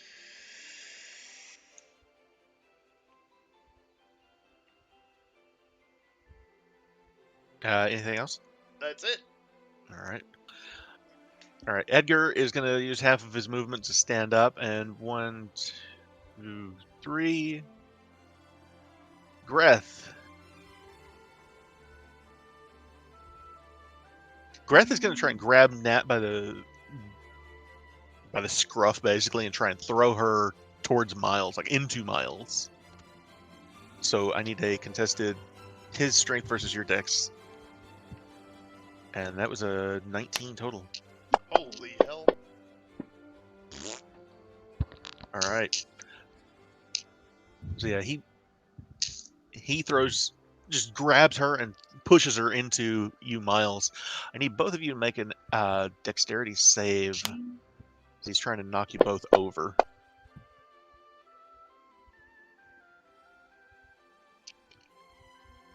You too, Miles. Dex save.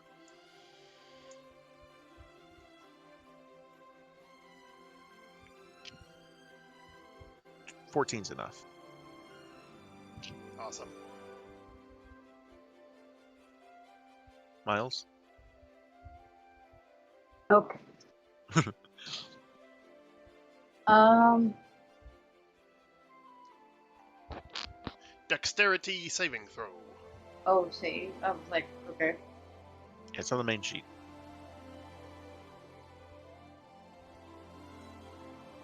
That's enough.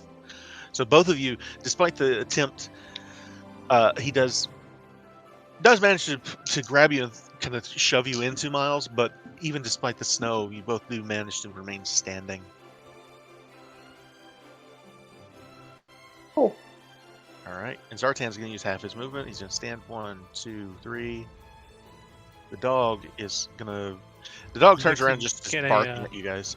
If you want. Get a, what's it called? Attack of opportunity. Sure.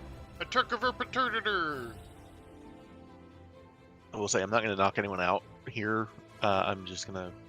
They're going to run off, but, you know. No, he dies. This is lethal damage. No, it's not. Nobody's No, killing he's anyone dead. here. Yes! Damage 1! That's all it took! We'll just say that's Vixen finishing on him. Oh my god. That's perfect. Sure. Okay. Oh, You just pick up Vixen and she sprays piss all over him. oh, it's not piss. Oh, Wow. what? Does she ink? What do you mean? Aw, you guys make me mean.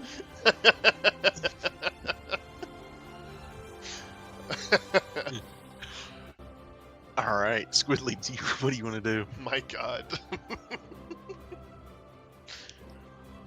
This escalated so quickly, and I'm so happy.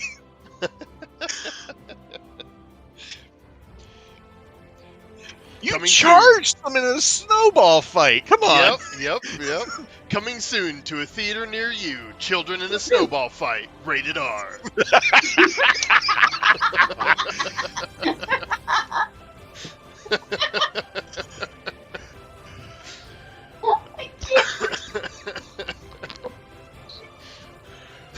So, this is snowball that fight. good Rated again? R. Nat looks okay, yeah. This kid, though, Greth is angry. Like, there's... The other two are scared and running. This kid, he just looks... This is the kind of kid that looks like he's just angry at the world all the time and doesn't give a shit. You still have a weapon out? He never had a weapon. Oh. But he's the one that went straight to fists. He is the weapon. He's gonna be a barbarian. I'm gonna run over and see if I can grapple. This is also... He's the smallest one of the bunch, so there might be a little bit of Napoleon syndrome going on here. Wow, so Fix Napoleon and I are gonna syndrome. try and grapple him. All right. Go for it. Strength check, right? Yes. Versus his... Oof. Do I get advantage because of the cat? You can use your inspiration. Oh, I can, yes.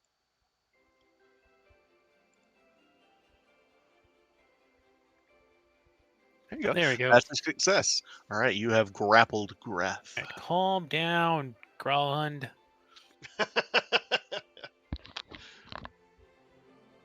You grapple him. All right. Oh, you're gonna have to do it for Vixen. What do you want her to do? Oh, she's just helping, so. Okay, It'll sure. be Jinx. All right. Jinx. Yeah, I'm gonna try to... No, I'm mad at this guy. He's been beating up Nat, so I'm gonna try to hit him with another snowball. Calm down, Growlhund. That's a hit. That's cool. All right. Blam! Helping.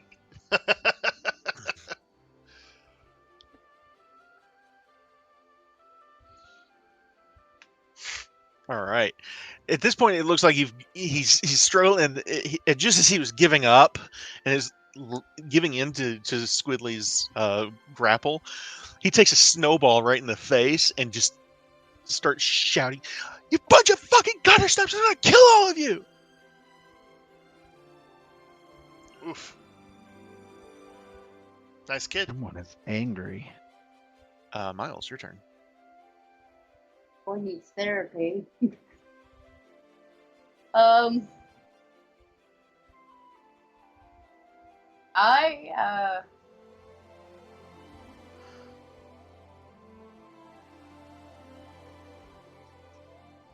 probably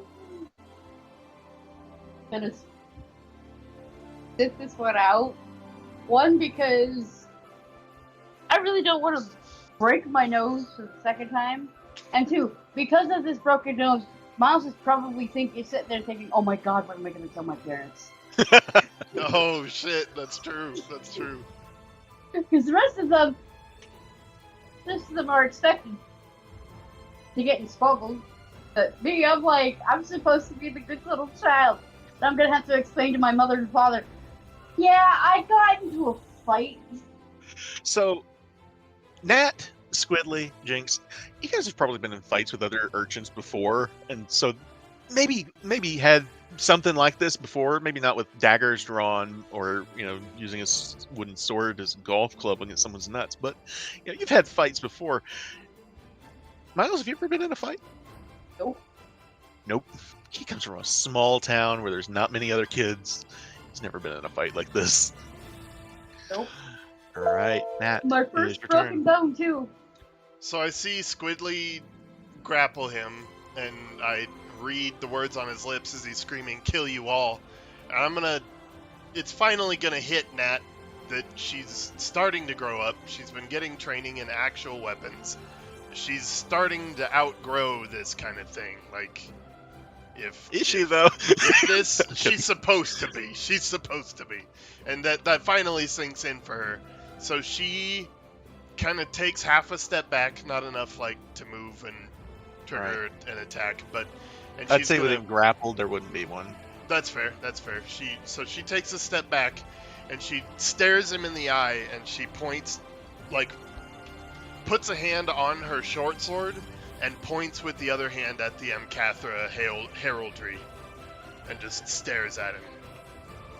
And he can make of that as he will. All right.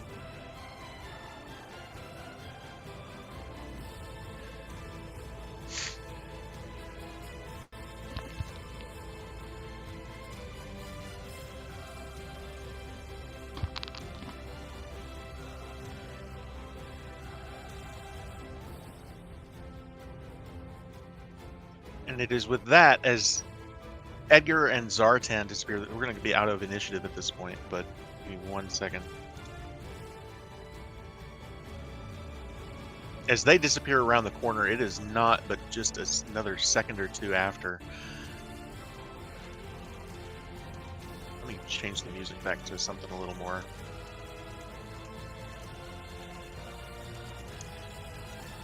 Sorry about that. All right. You see probably the most terrifying sight you've seen yet. Their parents come around the corner. Oh no. Oh, we're fucked. And you see Yala Gralhund and Orund Gralhund as their son is running away with an arrow in his hand. And you currently have the youngest of their children in a grapple hold and your hand on a sword. Angriest of their children. And you currently have him in a grapple hold with your hand on a sword. Can I This try could to... not look worse to them. Can I try to pivot and hide the sword before they see it? Roll a sleight of hand check against their 17. Ooh, my last inspiration. Come on, baby. Nope. Come on, Nat. Please. Oh, no. She tries. She's not fast enough. And you just hear the most shrill scream you've ever heard in your life from this man. Oron's the one screaming, not Yala. Oh, okay. That took a twist.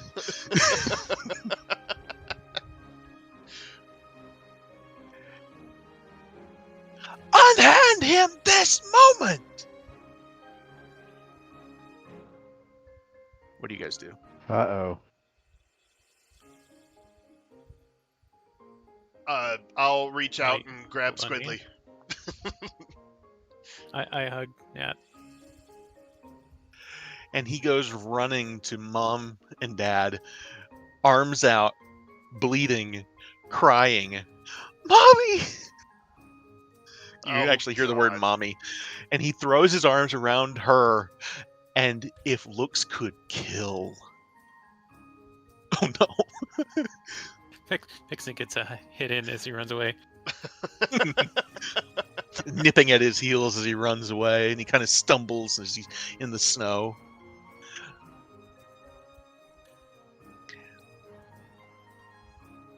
And you just the vitriol in her voice as she just says, "I can't believe House Amcathra would bring such trash into our neighborhood." Ooh. And they go to protect their children and huddle them away, and says, "The city guard will be hearing of this," as they run. Mhm. Uh, I should Nat have said Rowan. Nat looks around and scans the crowd for any reliable witnesses that saw them attack us. Maybe? I bet you the ghost saw. There's a couple of there's a couple of things. Uh-oh. What you see from most of these people is they started a snowball fight, and you ran in. Oh. He pulled a freaking dagger on her. Yeah. A lot of people didn't see the dagger, and if you guys want to search for the dagger, you can give it a try. Ooh, please. Investigation? It is buried under snow, but it would be an investigation check. Yeah. Hang on, not everybody. But yes, you do find the dagger. Okay. Is it, like, iconic in some way? It's well made. It does have the Grolhund family crest on it, Perfect. but they could just as easily claim you just basically mugged them. Oh, God. It's like at this moment, as they're leaving, you guys realize, oh, we're gonna be in trouble for this. But Miles is just pacing back and forth like, oh my god, oh my god, oh my god, oh my god, oh my god, oh my god, oh my god. what do you want to do now?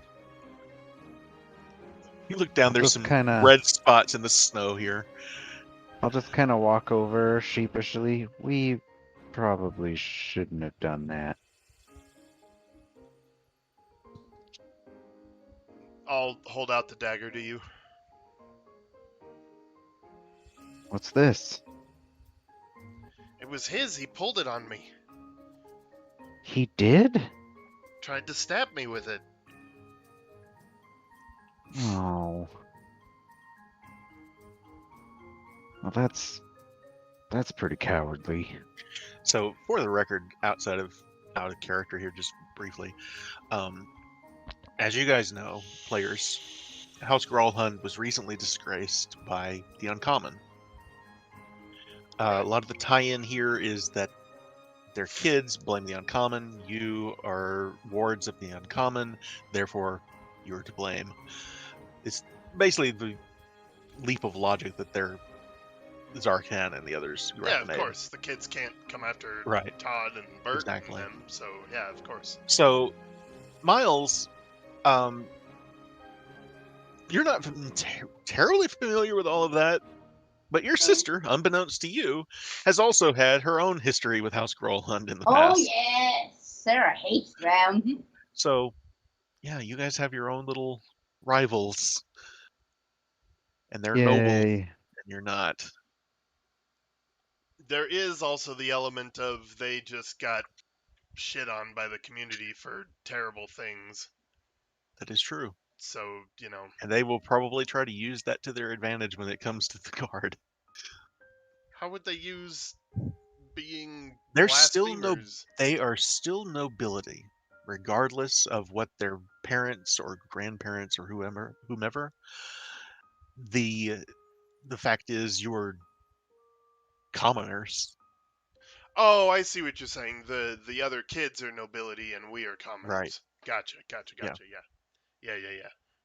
They may be I disgraced nobles, but they're yeah, still I nobles. meant that the parents would have less sway because of the awful shit. Perhaps, but they will also make the case that we're being targeted because of this, and our children are being targeted because of this. Yeah, This and kind you of are right. There are legit different laws for nobles Yeah. versus there are. commoners. You guys just broke a shit ton of them. Yeah. Yeah. Well, off to Tally to learn more about Lowlander. I will say before, But no, I as give you're starting Jenks, to head, I give Jenks the Growlhund dagger. Jinx, I'm just gonna put that in your inventory real quick while I'm thinking about it, so I don't forget. Okay. As you are leaving, though, and starting to go out, you see Fala comes to the door of Coralon's crown here, having just seen all of this, and goes, what was that about?" You all know Fala Lavalier. Fala Lavalier protected you guys at one point during Trollhide Slaughter. At my side, my hand goes fa la la la la la la. Just subconsciously. She goes, "Are you all okay?" Miles? Yeah, I think so. I'm sitting there wiping blood off my face. I think I'm okay. She says, "Oh, just a moment." She says, "Ziraj, can you help me here?" And you see this hulking half-orc. This guy's built like a mountain. Comes to the door, and she says, "Bring me a potion, would you please?" Gosh. And he goes back in, fetches a potion of healing, and brings it out to you, Miles. 2d4 plus 2 to you. Is a kid's first healing potion like their first beer? So, interesting thing. Healing potions vary from place to place. Depends on, some... You can get different herbs and different things in them that Different make flavors? the taste different flavors. Fala, Fala's kind of popular because she puts sugar in hers, so they don't taste like shit. Oh, that's awesome! But yeah, the taste of healing potions often, whoever it came from, has a lot to do with Yay! what Potions flavor that you don't get. taste like lawn clippings. Exactly. Hers go down a little smoother. Go ahead and roll 2d4, and we'll add 2 to that, and we'll Okay. see how much you get back. It's What's like the Sword Coast equivalent of bubblegum flavor? I was thinking it's like the difference between Corona and Corona with salt. Um, Corona he slime.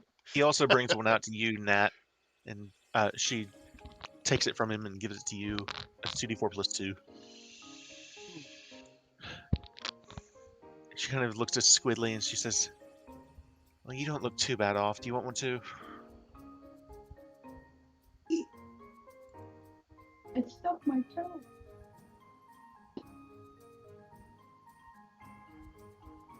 I bump Squidly.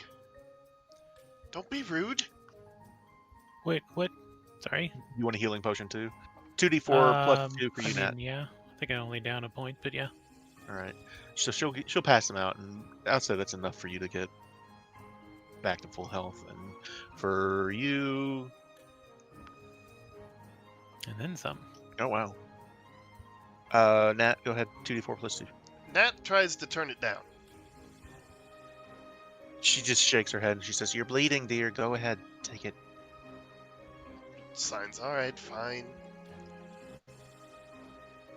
2d4 plus 2.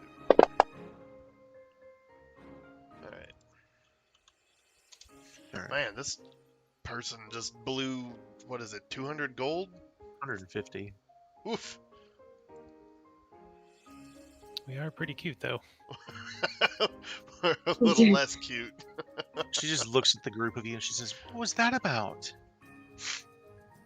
I'll The gesture over at Growlhuns Jinx. attacked us.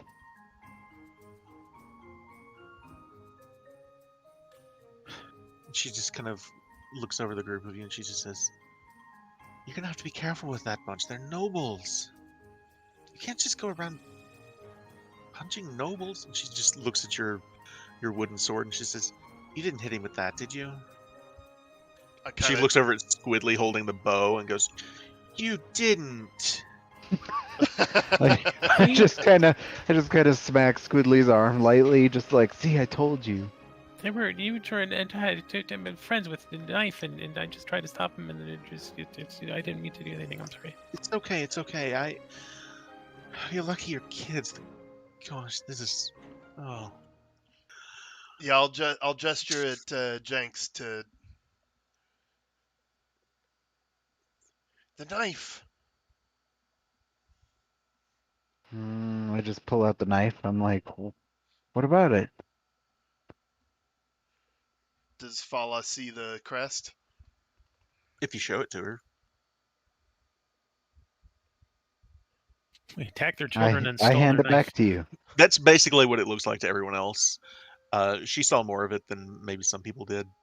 She didn't see all of it. There's a corner. She didn't see Squidly fire an arrow, but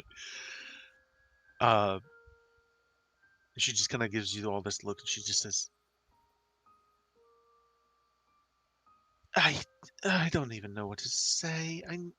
What This do we isn't do, like- Fala? Don't. It'll be fine. Don't worry about it. It's. Oh. Just try to stay out of trouble, would you? She kind of looks back. You get the impression at this point. Everybody roll an insight check. I'm real good at that. Same. Oh yeah. Oh yeah. Oh yeah, you're fantastic at that. Everything's gonna be just fine. Miles, you're the only one that can really tell. She's a little distracted.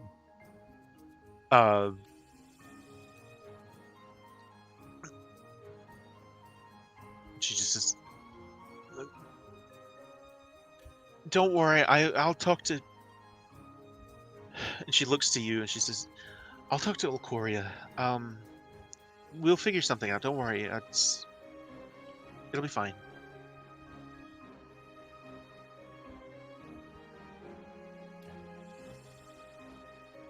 Ilcoria, who also told you to stay out of trouble. Well, I mean, everyone tells kids that, really. Yeah. Who hasn't All right. said that to us? What do y'all want to do? You want to head to Tally's? I guess so. Yeah. Yeah. Or would you prefer to say this is the day and we'll pick it up tomorrow, and for this, not the session, but like the next day in game? I mean, Oh man. I'd What roll- time of day is it? by this point you're approaching 2 in the afternoon. Yeah, Nat will suggest maybe we should just go talk to Tally. Yeah, let's do that. Okay. All right. So you all make your way over to the Bent Nail. Oh God, I forgot. Yep, this is where Pops works. Hi, Dad. Guess what happened? Oh, oops. Yeah. So when you come in, there's a wide open workshop here in the. You'd be coming in through the back door if you just go through the alleyway here. You can go around to the front door if you want, but they don't care. But what you do find in the back is Boral is currently fletching arrows, and there's some other people that are doing the same kind of work he is. And you see this older gentleman, Tally, who is a half elf, currently sanding looks like a table of some sort that he's doing. And when you guys come in, What do you say? I try to stay hidden because I don't want Dad to see what's wrong with my face. You can see there are ornate wooden furniture, and there's a selection of bows and crossbows on the walls. All sorts of anything that's made of wood they do here. And as you all come in, Tally kind of looks up and welcomes you in and says, "What are you all up to?" Has no idea. There was just a brutal fight down the alley. I'm gonna say this is probably one of the people that doesn't understand me, so I will nudge. No, he doesn't. I'll nudge Jinx forward. Jinx. I just kind of stumble forward, and I'm kind of like twisting and playing with my owlbear. You didn't name him Bartholomew? No. Nope. He's owlbear. That's adorable. Nice. I love it. I like it. He just kind of looks from one of you to the other and he says, "Well," and he kind of looks to Squidly and Miles. Yep. Something happened? We got in a fight. Oh no, what happened? I kind of look over at Miles. You see Boral kind of looks up from his work.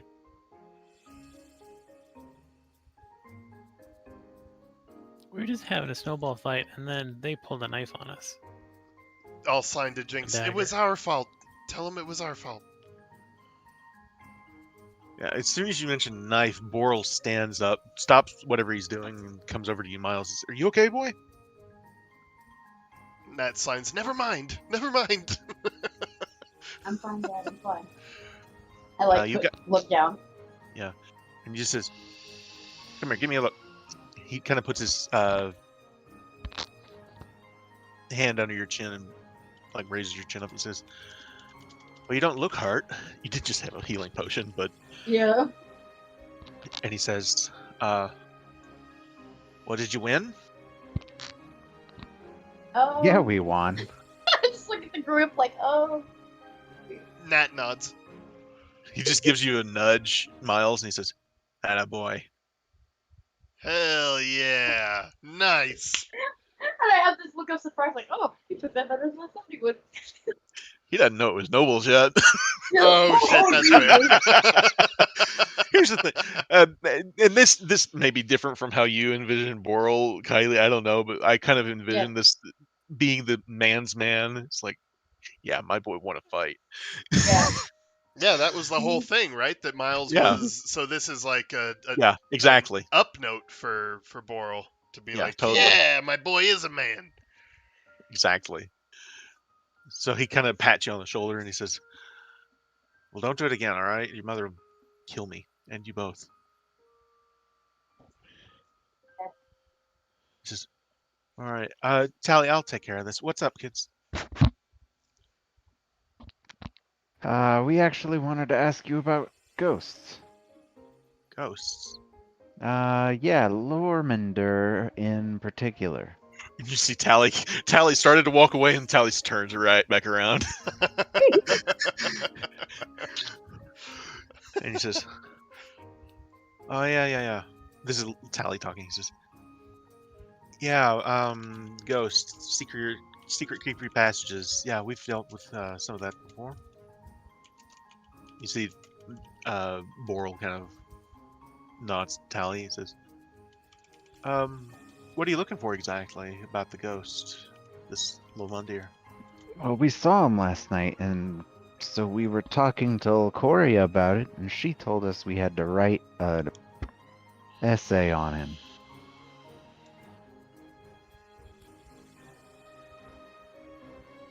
And you got into a fist fight? Well, on our way over here, the Growlhuns attacked us with snowballs. How did that escalate?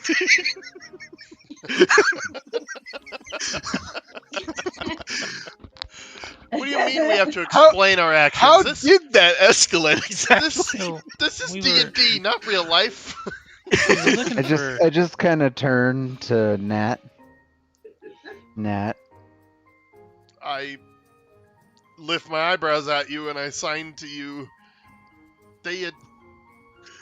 He pulled a knife on me. I'm not very good at throwing. So we wanted 200 words from the books, but then they said we had to do it on our own. So now we're just looking for 50, and then that's where the knife came from. You see, Callie kind of raises an eyebrow and he says, I think you probably still need to do 200, Squidly. Each. Oh man. I think probably so. He says, so what exactly are you looking for about the ghost? These secret passages? Or why'd you come here? Are Well- they here? we wanted information. I Just- nod vigorously when he mentions the secret passages. There aren't any secret passages here. I do know of two. There's one at Coralon's Crown, Fala's shop just down the way. And you might find one at Gabby's Gadgets and Gizmos. She wouldn't know about it, but there's one there. Hmm. I know for certain there's none in Trollskull Manor. He has no idea about the secret passage in the cellar. I'm sorry, he said there's some at Gabby's place? Yeah. He says there's one at Gabby's and one at Fala's.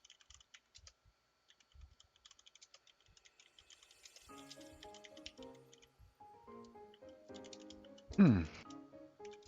Well, let's go look into that.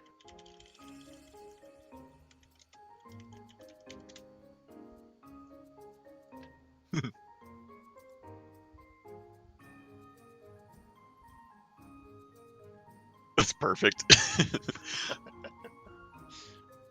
All right. So who do you want to go back to first?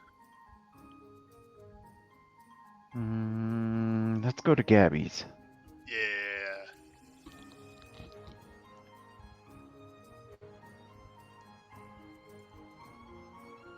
All right.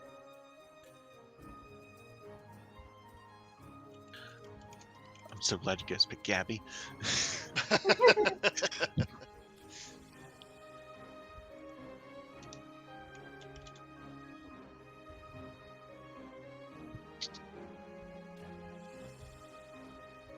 All right. So, back at Gabby's place.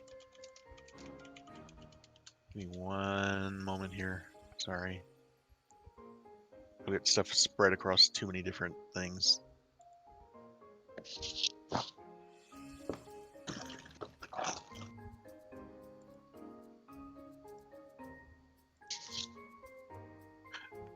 So I accidentally, just so everyone knows, I accidentally deleted something off of my hotbar. I accidentally dragged a dice down to it, and now it's gone. And I'm like, oh god, what was there?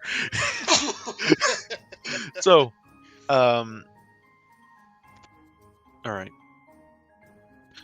So at Gabby's Gadgets and Gizmos, you go in and you hear just a cacophony of just loud banging and hammering and all. And when the door chimes, you all walk in and again upraise these two heads: this bronze head of Nim and the tuft of hair that's kind of pulled back, and the goggles of Gabby.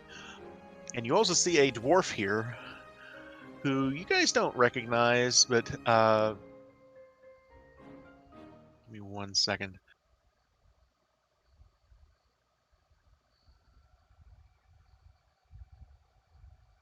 Yeah, you guys don't recognize him, but the players might. Oh, Holy crap. shit! Something Doublebeard made it out. Thorvin. Verizon Doublebeard. You see the three of them. Thorvin. The three of them are here working on some Horizon double beard. kind of project, and she goes, Oh, welcome back. Come on, come in. She welcomes you all back in, and she goes, this is our new associate, Thorvin Twinbeard. He's not necessarily employee, I guess. That seems kind of formal. But yeah, he works here now. Yes. Amazing. He just So came this in is this all. morning. He said he needed to come to Troll Skull Alley in particular, and he came right here actually. I But yeah, he works here now. You just see kind of a So gruff wave from him as you all come in. out of character, this is just after, or this is about the time This is we're the in the same day. tower. Yeah, you guys are in the tower right now. Well, not quite yet. So Nat is still connected to. Right. So Okay. this would Oh be God, I forgot this would about be that.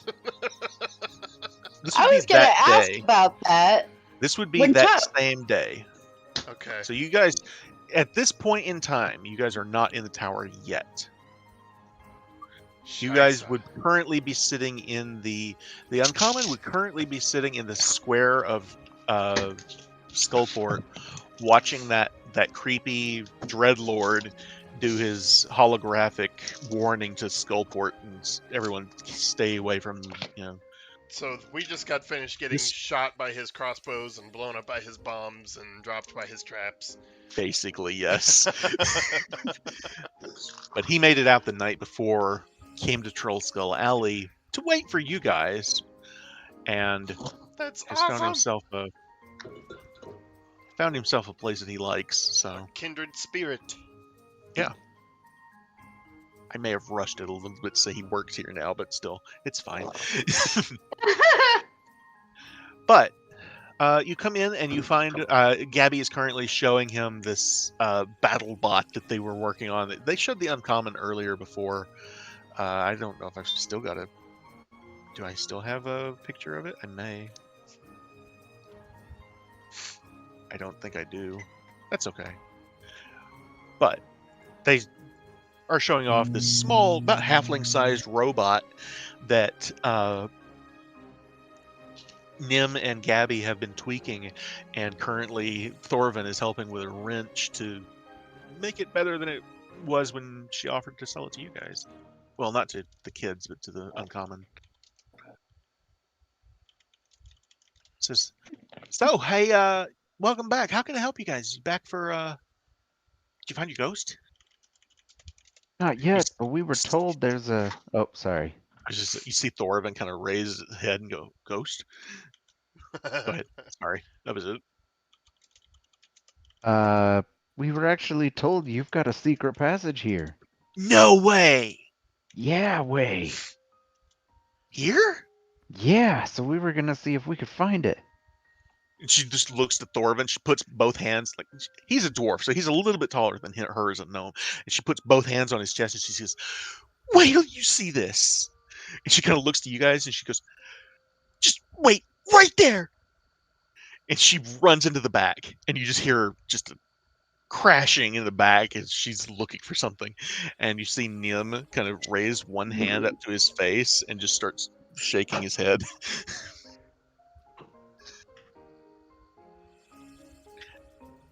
What do you guys do? Yeah. Wait. All right. So she soon comes back out with a pair of goggles. Don't look necessarily unlike hers, except they're painted neon green. And she holds them out, and she's got this very proud smile on her face.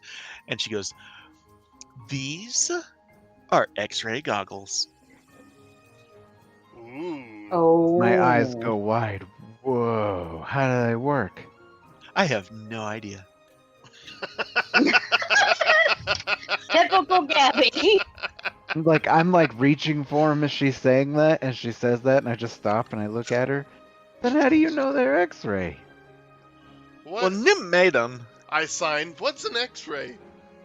And Nim starts explaining it through sign language, the details of how this works and the magic involved. And she's like, he is so far ahead of me, it's not even funny. Nat's eyes are crossed, trying to follow what the hell he's saying. She says, but I helped. I imagine like Nim signing with one hand to do stuff, and then suddenly he's doing 2 sentences at once, one with each hand, and Matt's eyes are like, oh. And she goes, so, the way these work is while you're wearing them, you can use an action to say the command word, which, when you do so, you can see through solid matter for 1 hour. Up to 30 feet, solid objects within its radius appear transparent and do not prevent light from passing through them. It cannot penetrate more than 1 foot of stone, 1 inch of common metal, or 3 feet of wood or dirt, and any, like a thin sheet of lead is enough to stop it also. It does have a random table with it, just for the record, a D100 table. Awesome. Oh wow. How's it on clothing? No, I'm just kidding. Just kidding. Yeah, we're gonna ignore that little. We're gonna ignore that little detail. But she says you'll have to sit with them for about an hour, kind of play around with them and attune to them. But I'm willing to let you try them out. Who wants to try? I'll hold my hand out. May I? She hands you this very neatly done, kind of steampunk style, neon green X-ray vision goggles. Badass. And she looks at you and she says, I'm gonna want those back, by the way. Oh, all right. You now have Gabby's goggles of X-ray vision in your inventory. I'm gonna put them on my face right away. We all look at him like he's a It'll take god. about an hour to attune, but in that time, she goes, so how's the investigation going? How's the somebody told me that you guys had a little bit of a fist fight. Is that right? I just Yeah. we won. It was easy. Wasn't our fault though. Also that. Well, that's good. But hey, yeah, sometimes you gotta defend yourself. It's like Thorvald was telling me he had to defend himself. It's like, and she just kind of looks at him and then looks at you and she says, I don't know if you guys want to hear about all the bombs he set off. Oh shit. That's cool. And he just kind of says, X-nay on the arms bay. She goes, don't tell anybody about the bombs. Right. I was excited about I the bombs. just kind of look around. What bombs? She goes, got it. Good. All right. So, you guys will hang out here for a better part of an hour as Jinx has time to attune to these goggles. And when you turn them on, I need you to roll a D100. My head explodes. It's a possibility. Oh shit. He gets Oh no. 2. brain cancer. Oh no. Oh So- no. The goggles can make see the through wearer clothes. feel ill, and their eyes appear bloodshot.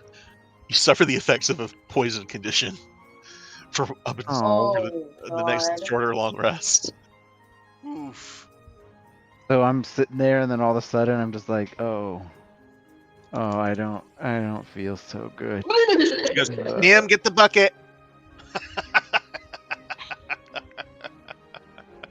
She goes, she pats you on the back. Says, it's okay, it's okay. It happened to me my first time too. Oh. We're still talking about the glasses, right? Yes. Oh my god. She goes, so, do you want to try that again? Yeah. All right.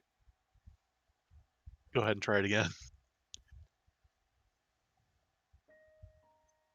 I need to click it right. Hold on. 81. 81. The goggles work as advertised, and they can be used again with no ill effect. Yay! So you don't get any sicker, but you do feel that kind of in the back of your throat, like you feel like you're going to throw up. It's that taste in the back of your mouth, but you manage to push it down and look around, and you can see through boxes, and everything in here suddenly is just transparent to you, and you see every crate that's in here is filled with just junk, scrap metal, gears, and tools, and it's just everywhere you look is more stuff. It is a like I said, this is a messy workshop. Whoa. You look behind Thorvin's beard, and you just see another beard. He's just a walking beard. I'm kidding. I'm kidding.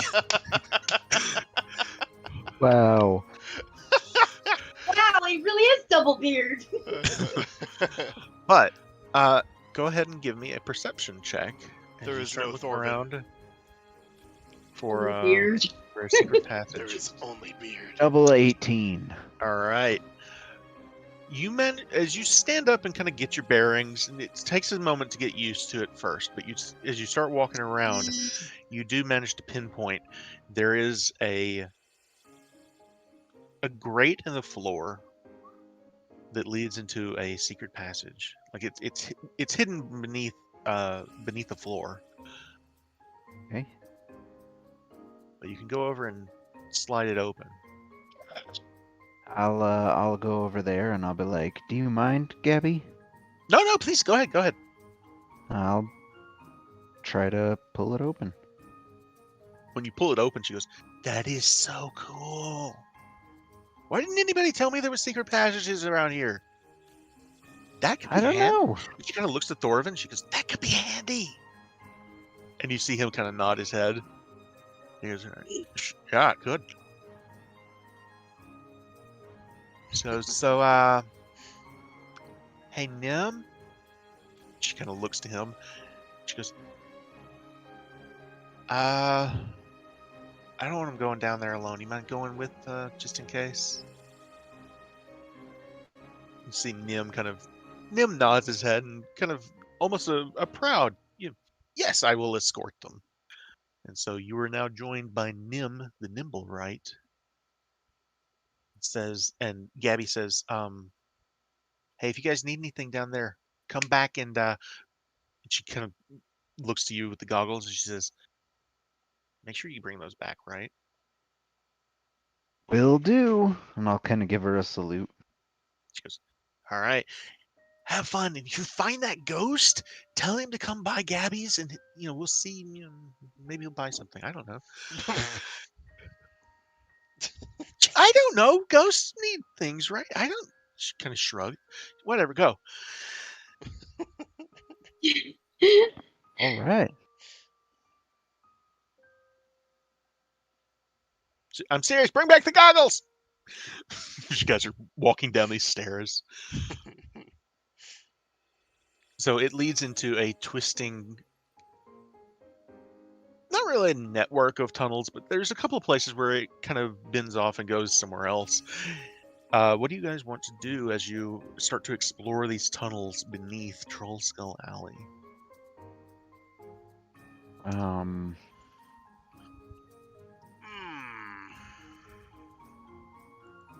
That's tough. I mean, I'll use my short sword to leave scratches on the walls and places we've been. Okay. It's not necessarily like a labyrinth down here, but that's helpful. So yeah. All right.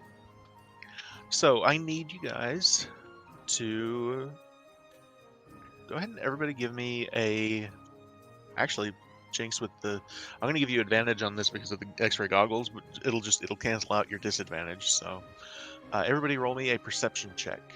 You guys are checking these tunnels out. Perception. why did I have disadvantage? Because of the poison condition from being Oh, yeah. from suffering the and it's still Derp. it's very much like beer goggles kind of effect here. It's not comfortable, but you're okay. Gotcha.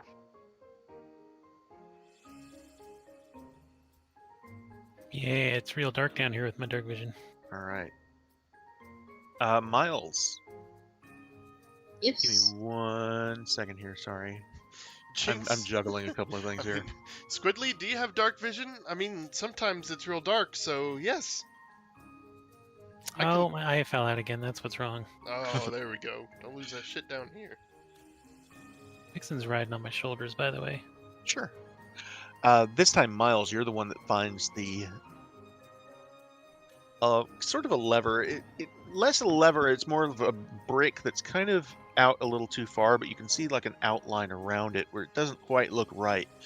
And when you touch that, the door slowly begins to grind and slide open, and just it's like centuries worth of dust begin falling out. You guys find yourselves in, to three of you, a familiar place, the sewers. Oh, hey.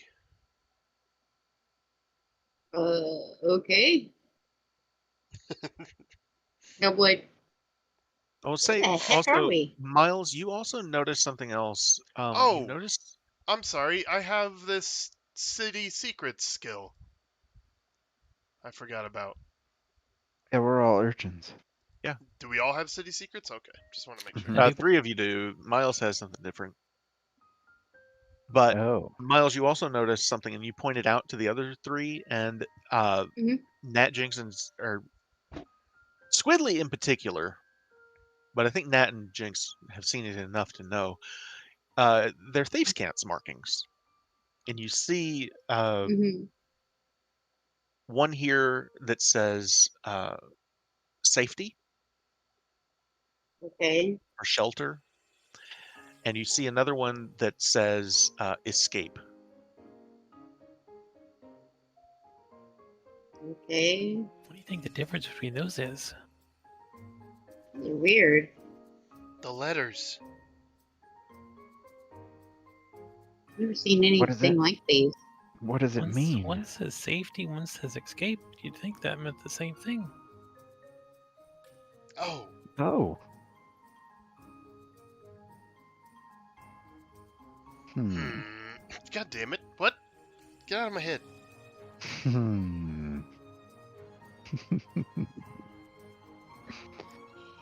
Well, think this is the escape? Which way are they pointing? I would say, from what you gather here, looking at the markings and all, this is the escape and the way to safety. So it's a double meaning, but yeah, that. Okay.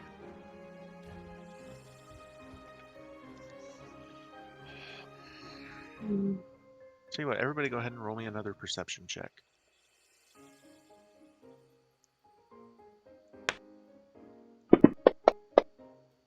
Good lord. damn it. All right. I say we go down the escape route. So Miles, Escape. almost right across the river of sludge that is in front of you, you actually make out what looks like it could be another secret door. I pointed out. You see any similar Um. markings?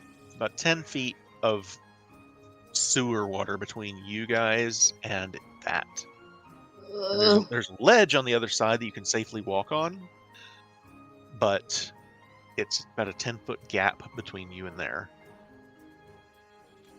I'm just Yeah, so kind of. jumping's out of the question.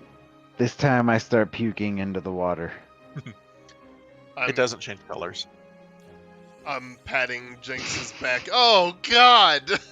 Oh, no. Now, the three of you have dealt with sewer water before. Niles, this is a new experience for. Yeah, I'm like, ugh! For Nat, Jinx, What and is Squidly, your old hideout was in the sewers. Right. Righto. It's oddly a I don't little think bit Kildale warmer had a down here. sewer system. No, not even close. This is a very new experience. This is Chamber pots for the Miles. win! Yeah.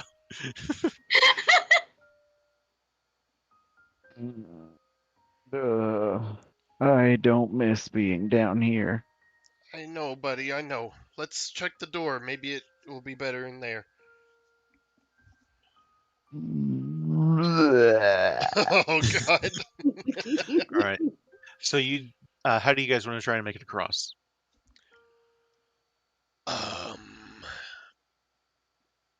I got nothing. I Mm. have a lot of vomit. So Nim will take the initiative, and Nim steps forward, and between you guys, kind of pushes you aside and steps down into the sewer water, and then turns around. And the way he moves, his hips stay where they are, but like the torso rotates, and he grabs whoever's first in line. I'm gonna say it's you, Jinx, because you're puking in the water. He grabs you, and he turns, and it's a little too fast, and he sets you on the other side. Thanks. Oh, that works. But And he does that. He does that with each of you. Then he helps himself Well, up that out of was the easy. water. awesome. I'm not going to do that for everything, but you guys happen to get a tall and strong ally in this. Things would have been different if you'd gone to Fala's place. Yeah. Okay. So I will approach the door then. All right. So you open this one. This one's got a different mechanism on it. It's not the same. And when this one opens, there's no dust. In fact, when it opens up into a very clean-looking tunnel. Unused, maybe? And the air pressure inside feels different too. The tiles that line the floor look almost new.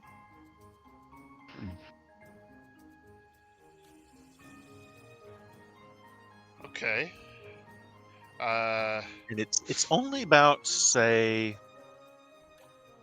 it is dark, I will say, but it's only about 30 feet to a wall that you can tell is another secret door on the other side, but it's just a straight shot. Okay. I got my hand on my short sword. I'm gonna walk up and look over that door. All right. Are you looking for how to open it, or what do you want to do? Yeah. All right. There are no traps or anything on this one. It's this This one. complicated looking device on it. Like, it's professionally done. This whole thing looks brand spanking new, though. Like, there's no dust or anything. It looks like if this tunnel has ever been used, it was only used maybe once or twice. You open So, the door. probably not containing an ancient ghost's treasure, but yeah. You're in the cellar of Troll Skull Manor. What? You start to realize maybe there are other secret passages, and this is just not the right one. But you guys have found the hidden passageway into Troll Skull Manor. Better get our money back. Nice. So Troll Skull Manor has one that we made that goes into the sewers. Oh, this Which is ours. probably, that goes into the yeah, I sewers. was like, yeah, that's Okay. what. Okay. I was like, wait, so there's a tunnel that goes from her place to our place, and then our place. No. Okay. Well, they both go into the sewers, but they're like right across from Right. each other, and just Sorry. nobody ever knew that there was one that went to Gabby's place. Right. Okay. Gotcha. Right. I will try to close it as if we hadn't opened it. Yeah, no problem.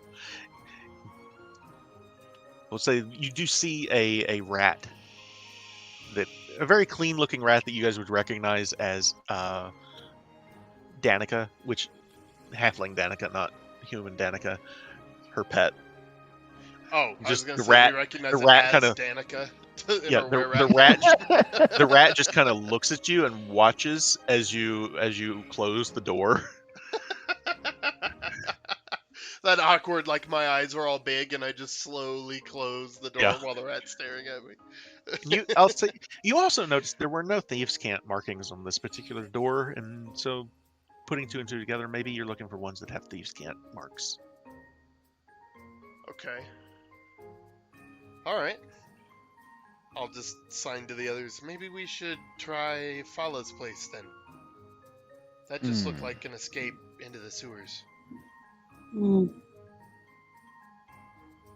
Okay. Let's do it. Sounds like a good But idea. I don't want to cross that water again, so maybe we should go this way. And show everyone we just... What will they think when we come out of the basement? I don't want to cross the water, though. So Nim will kind of chime in with his sign language. He says, "We could just keep following the path here. There's this curb that I say curb. It's this walkway in the sewers, and it does go to what's like a four-way intersection that you guys are on the north side of. Maybe there's a way up onto the street that we can find real quick? I'm sure we already know where that is. No, Even with city secrets? yeah, I'll say with city. Okay, you guys. Let me stand corrected because you guys have been here before. You guys used the sewers to get here before. There is one. It is 250 feet east, which seems like you can. It's not far, really. You guys can get there pretty easily. Yeah, we'll use that. However, it is you guys like I said, it's a four-way intersection. That would be the east passageway. West just goes underneath Troll Skull Alley here and out to the greater sewer system, and the south one appears to dead end. As we're walking, I'll signal to Squidly. Can you believe we have a secret entrance into the dungeon? Wait till Todrin hears about this. He's going to be really happy that we found it for him. Yeah. Everybody go ahead and roll me a perception check. Who?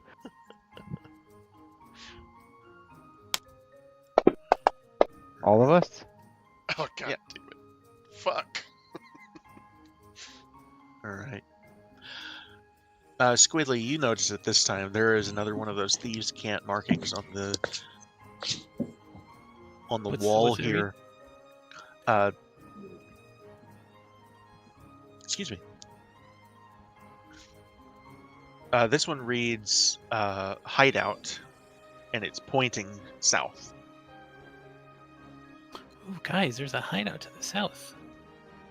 Can we get to it without crossing the water? There is another thing of water here that you'll have to cross, but Nim is quick to let you know again. He can get you across if you want him to. It was Thieves' Cant he saw? Yeah, it's this hideout there. Jenks, you want it ready to go across? You can do it, buddy. Yeah.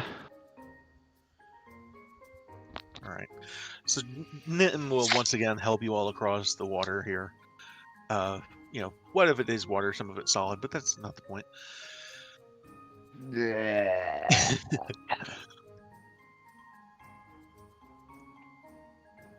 Everybody give me one more perception check. Hey. You guys follow along and you get to the very end here, and it's just a brick wall with a pipe that comes out. It's a big enough pipe someone could crawl through. And at first it's like, it's a dead end. And then you notice another thieves' cant marking on the wall, and this one says, through here, pointing at the pipe. Oh, well, that's handy. And I'll point at the thing. Nim, I'll would you just mind walk up going to it. first? It's not a very big pipe, right? I mean, you said someone could get through it, but It's not terribly big. You guys could get through it. A full-grown adult, maybe not.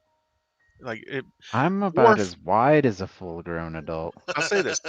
We'll say dwarf, halfling, gnome, a full-grown human could, but it'd be a really tight fit. But there's room to get someone through here. Jenks is like a marshmallow in a tube. Just pull him through. It's one of those things where it's almost like it's tight enough to be uncomfortable, I'll say, for a full-grown adult. But it's not tight enough that they can't get through. Does that make sense? Yeah. Mhm. So, are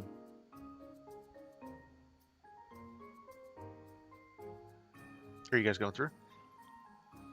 Yeah, I'll ask Yeah. Nim to go through first. You gonna send him through first? I'll ask him if he wouldn't mind. Where is Nim? There's Nim. Nim has dark vision. Okay, sure, he will. Handy. Maybe it's because he don't have eyeballs. All right. So you start hearing this clank, clank, clank, clank, clank, clank, as it's metal on metal. And this sound echoes throughout the sewers here. I'll put it this way: stealth is not an option at this point. Stealth was always If optional. they don't know we're coming, they do now. Yeah. But you do make your way through this, with Nim leading the way through. Not necessarily twisting, but it's a pretty straight shot. But it does. You come to a place where there's a four-way where it splits off, going north and south. Or you're coming from the north, it goes south, it goes east, it goes west. But the west and the south are barred off and look like they have been for a very long time. The one to the east, the bars are very clearly have been either eaten through or sawed through, maybe something like that. If you guys want to take a closer look, you can. But Do I have a sense, based again on city secrets and everything, of where we are, like under the? tell you What's what, above us? go ahead and roll a. You've gone pretty far south. Go ahead and roll a. Let's call it a survival check, and I'll give you advantage for city secrets. Yes. Hiya! Yes. You are currently beneath Ulbrinter Manor, or Ulbrinter Villa, which is a noble house that's just south of Trollskull Manor, or it's Trollskull Alley. Okay. So it's probably beneath the stable house of the stables of Ulbrinter Villa. Are there any thieves' cant on any of the four directions? You don't see any here. So really, our only way forward is through the eaten pipes. Yeah, looks like it. All right. And it's again about the same distance from there as it was from here to the exit is about the same as it was from here back to where you came in. So you're at about the midway point here at the intersection. But with Nim leading the way, you do get to a point where he drops through a hole, the pipe opens up into a room.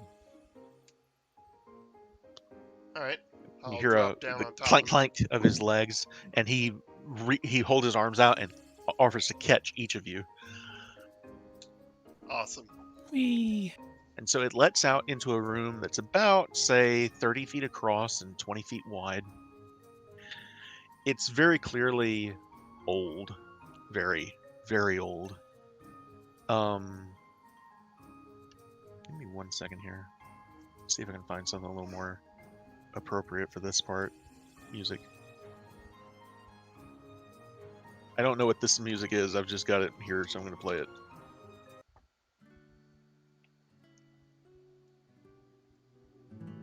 It'll work nicely. All right. So, you notice that there's an archery target up against the wall that's coming from the direction you guys came in. It's against the west wall, the west wall here. There's some crates that are tucked away in a corner, and up into the northeast corner of this room, you see a makeshift. Hold on 1 second. Discord's being funny with me. It looks like a makeshift platform that's kind of been built over this hidden the tiles here in this room. It's very old. A lot of it's rotted through, but there's a bookshelf. There's a rack filled with weapons and armor and shields, and there's a bed. There's a chest beneath the bed. You see satchels and chests. There's a table off in another corner of the room that has some books and maps on it, along with what appears to be a grappling hook, some caltrops, things like that. And you notice on the wall is a very old Harper banner. Oh shit! What would you all like to do?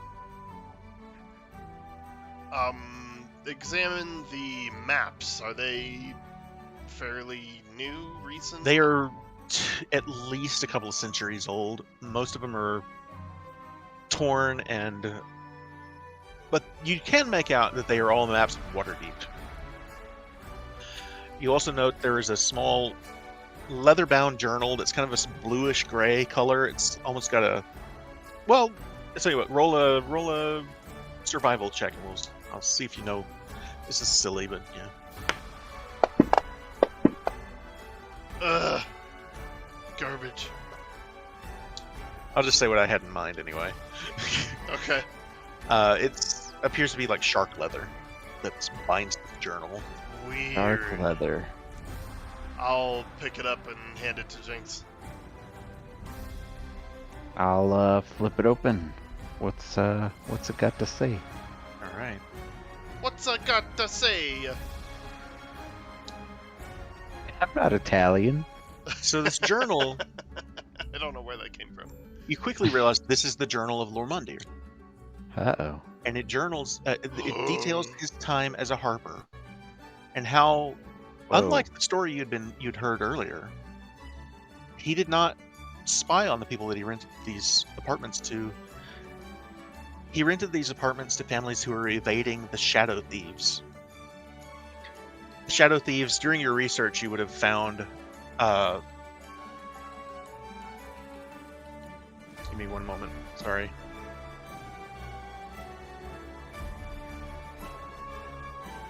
I think I mentioned this earlier, but I may not have. So Lormundir was here in the 1270s. And in 1298, the Shadow Thieves Guild, desperate to escape the city, released 3 trolls into Trollskull Alley, or what was it then known as Lormundir's Skulk. Those 3 trolls later the Uncommon saw as ghost trolls. But what happened was the Shadow Thieves were collapsing in 1298. They released these monsters into Trollskull Alley and other places in the city to cover their tracks as they tried to escape. What you find here shows that Lormundir was working to undermine the Shadow Thieves and is in fact largely part of the reason they no longer exist. He was a Harper agent, and he worked very hard to make sure that Trollskull Alley, as at the time was not its name, was safe. However, he was killed by the Shadow Thieves about 20 years before they eventually disappeared. Poor guy. Interesting. And you said, I'm sorry, he was using the tunnels to hide people from the Shadow Thieves? Right. One of the things that you find here about that is, let's see. One of the journal entries says, "I've brought another family to the North Ward today. They need they need a safe place to lay low after their father was beaten half to death by the Shadow Thieves when he couldn't pay a debt." There's another entry a little later, says, "It pleases me greatly to see a mage as talented and beautiful as Lucoria has decided to move in. Construction on her new manor is well underway, Trollskull Manor. I wasn't expecting something so grand here in our humble little corner of town. I should tell her what I'm doing, but I don't want to put her at risk of any danger." And the last entry reads, "I fear they've found us. I'm going to try to get everyone out through the sewers. May Helm watch over them." Aww. And you find a love letter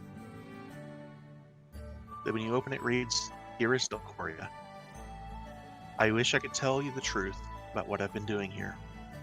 My work with the Harpers is important, but I have enemies within the Shadow Thieves who would try to use you against me. What I am doing now may help bring them down in the near future. Ever since the first day we met, you've been a true friend to me. Each day I cherish your smile and laughter. Why is it that I can face down a gang of fast fists and alley blades without fear, but telling you what lies in my heart brings a tremor to my hand? I wish I had the courage to tell you that I love and treasure you. Sincerely yours, Lormundir. He Aw. died, and everyone thought that he was a terrible person that was spying on people here in the alley, and was later found dead in one of those secret passages. The truth is, he was a Harper agent doing his job. You've found evidence that clears his name, and Something she probably doesn't know. something she probably doesn't know. She needs to see that, Jinx. I completely agree. I am literally fitting back tears right now. And And I wrote it! That's awesome. I love it. You also find a Harper pin that presumably belonged to Lormundir, along with a little bit of gold and some jewelry, but nothing that really would qualify as treasure, except for that one line that I love and treasure you, Volcoria. Oh, wow. That's touching. Well, that's pretty Well written, conclusive. man. Thank you. Yeah, seriously, we could write 200 words about that easy. 50 each, right?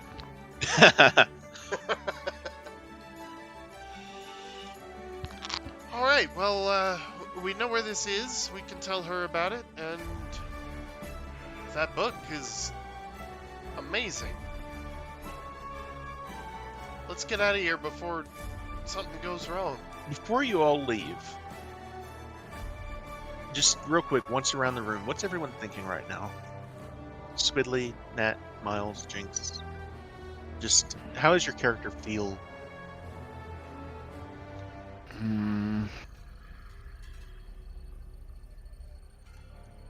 Jinx is really quiet right now because he knows if he tries to talk, he's gonna start crying. Nat is fingering the Harper pin, and I totally see her as a Harper someday. she's thinking. She's thinking. Not necessarily that she wants to be a Harper, maybe, but just holding the pin, you know. Squidly, Miles. Still afraid of the ghost, but definitely getting an A. I'll say in that moment, you see the ghost of Lormundir appears in the corner of the room,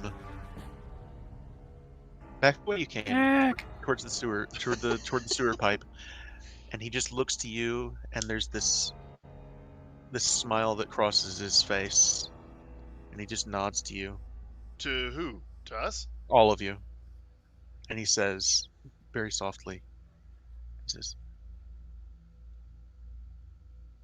I never got to tell her how I felt.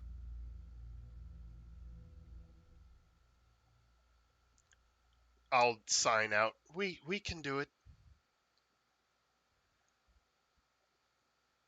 We'll let her know, Lormundir. He just nods his head, kind of dissipates into the ether. Yeah. Oh. His soul could not pass because he had one less thing to do. Yeah. That's awesome. Yeah, at that point, Nat's like, that was a hero. How about you, Miles? What are you thinking?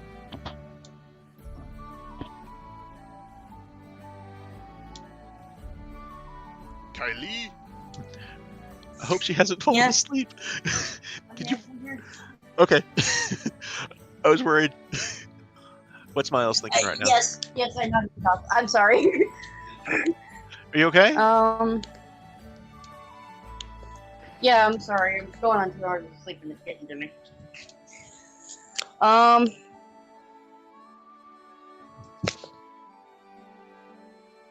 much did you miss? It's okay. A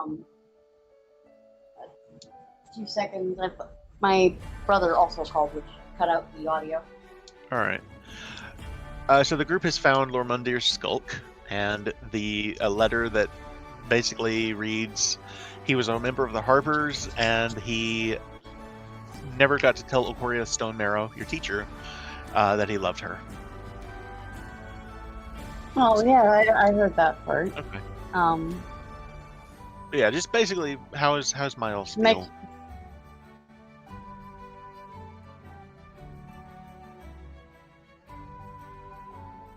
I don't know. That's okay. So, Nim will help you all up through the pipes again. You make your way back the way you came. Whether you go back up through Gabby's, which you still do need to return the goggles, I'm not joking about that. She wasn't joking about that. We aren't thieves. Yeah, not anymore. Not to Gabby. But yeah, you guys, from there, what do you want to do? Do you want to go in through Gabby's shop? Do you want to go in through Trollskull Manor's basement? Or... Gabby's. Alright. So she'll take the goggles back, and she just says, so, what'd you find? What'd you find? So many things, Gabby. So many things. I'll tell her the story of Lowlander. Lormandir. Lormandirist.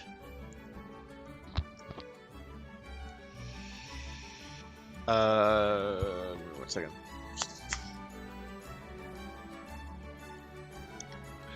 So yeah, she's excited to have helped in some way, and even more excited that Nim was able to spend some time with his friends. And the fact that you guys solved this centuries-old mystery is pretty cool. She's tells you should go see Elcoria, who by now is still at Trollskull Manor. She's at probably the Restless Inns she spends some of her time at. So Gabby will walk with you over there along with Thorvin.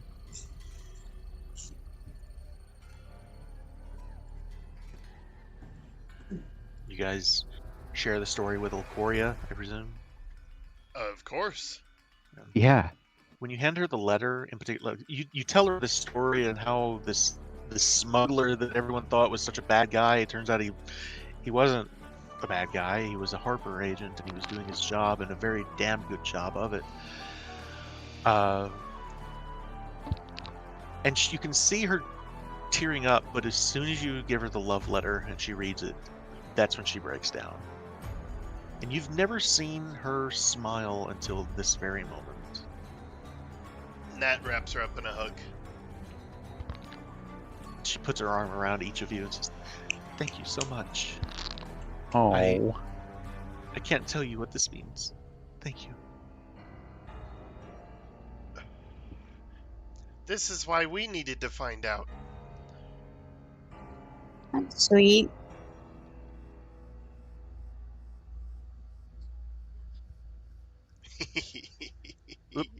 Did we lose? Was that rhythm? That was sweet. Did we lose? Ba-doom. Nope. Oh no, was it her? That was Kylie. All right. Oh shit. I'm gonna give her a second to see if she comes back. Anyway. There she is. Welcome back. Okay, there we go.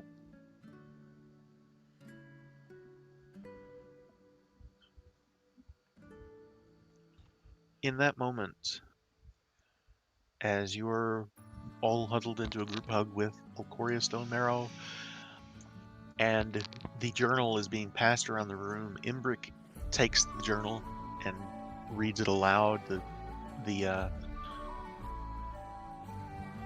Imbric is the Genasi, Fire Genasi blacksmith who. Right. How could we forget? Yeah. He takes the journal and begins reading it aloud for the tavern to hear. And you see Esvale Rajnar is sat here in one of the tables with a friend of hers. And you see Nat sits some with other, her.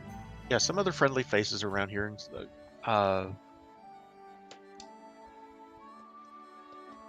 Esvale kind of signs to you, Nat.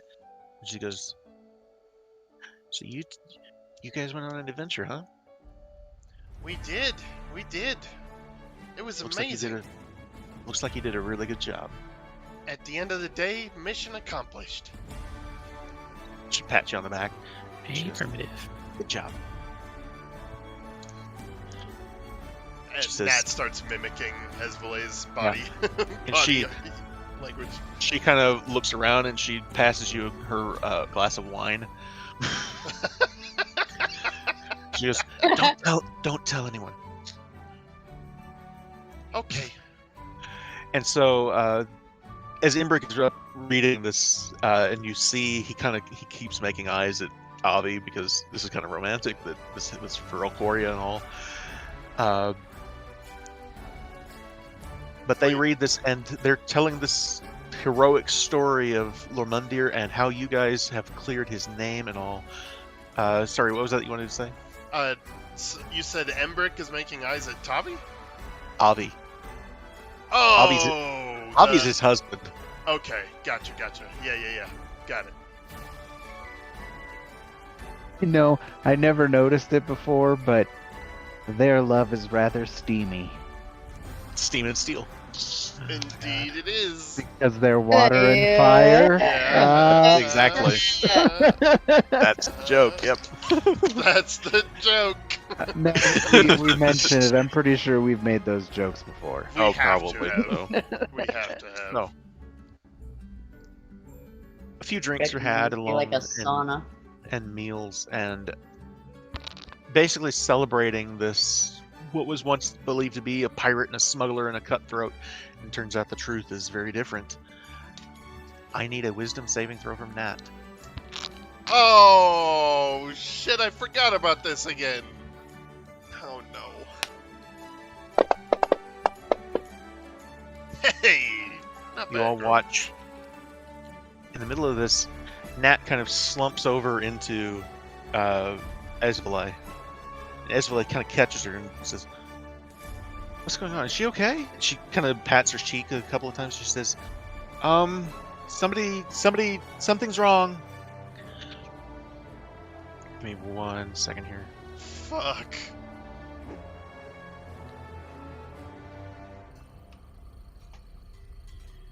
I've gone to the wrong place. Shit.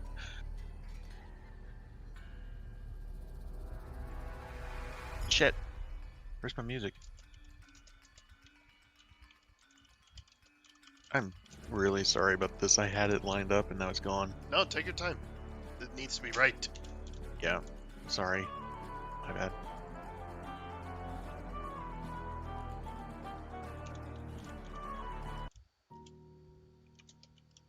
So Nat drifts off into sleep, and Esvale is holding her there and keeps patting her cheek and says, "Something's wrong. I don't understand. Somebody get some help." And Jinx, Miles, Squidly, you're watching helplessly. And no one knows what's wrong.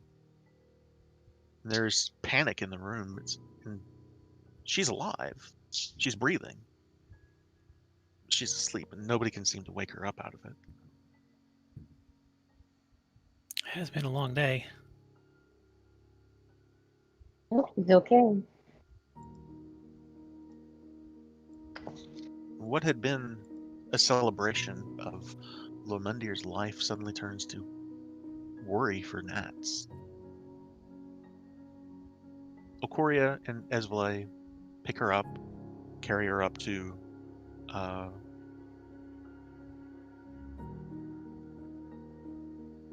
her room in Trollskull Manor. And you all sit with her. Okoria sends for a priest.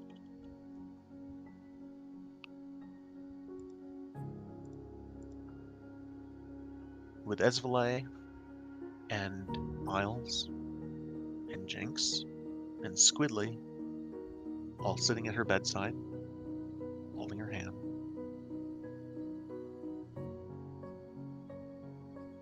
"10 minutes, 20, 30 pass.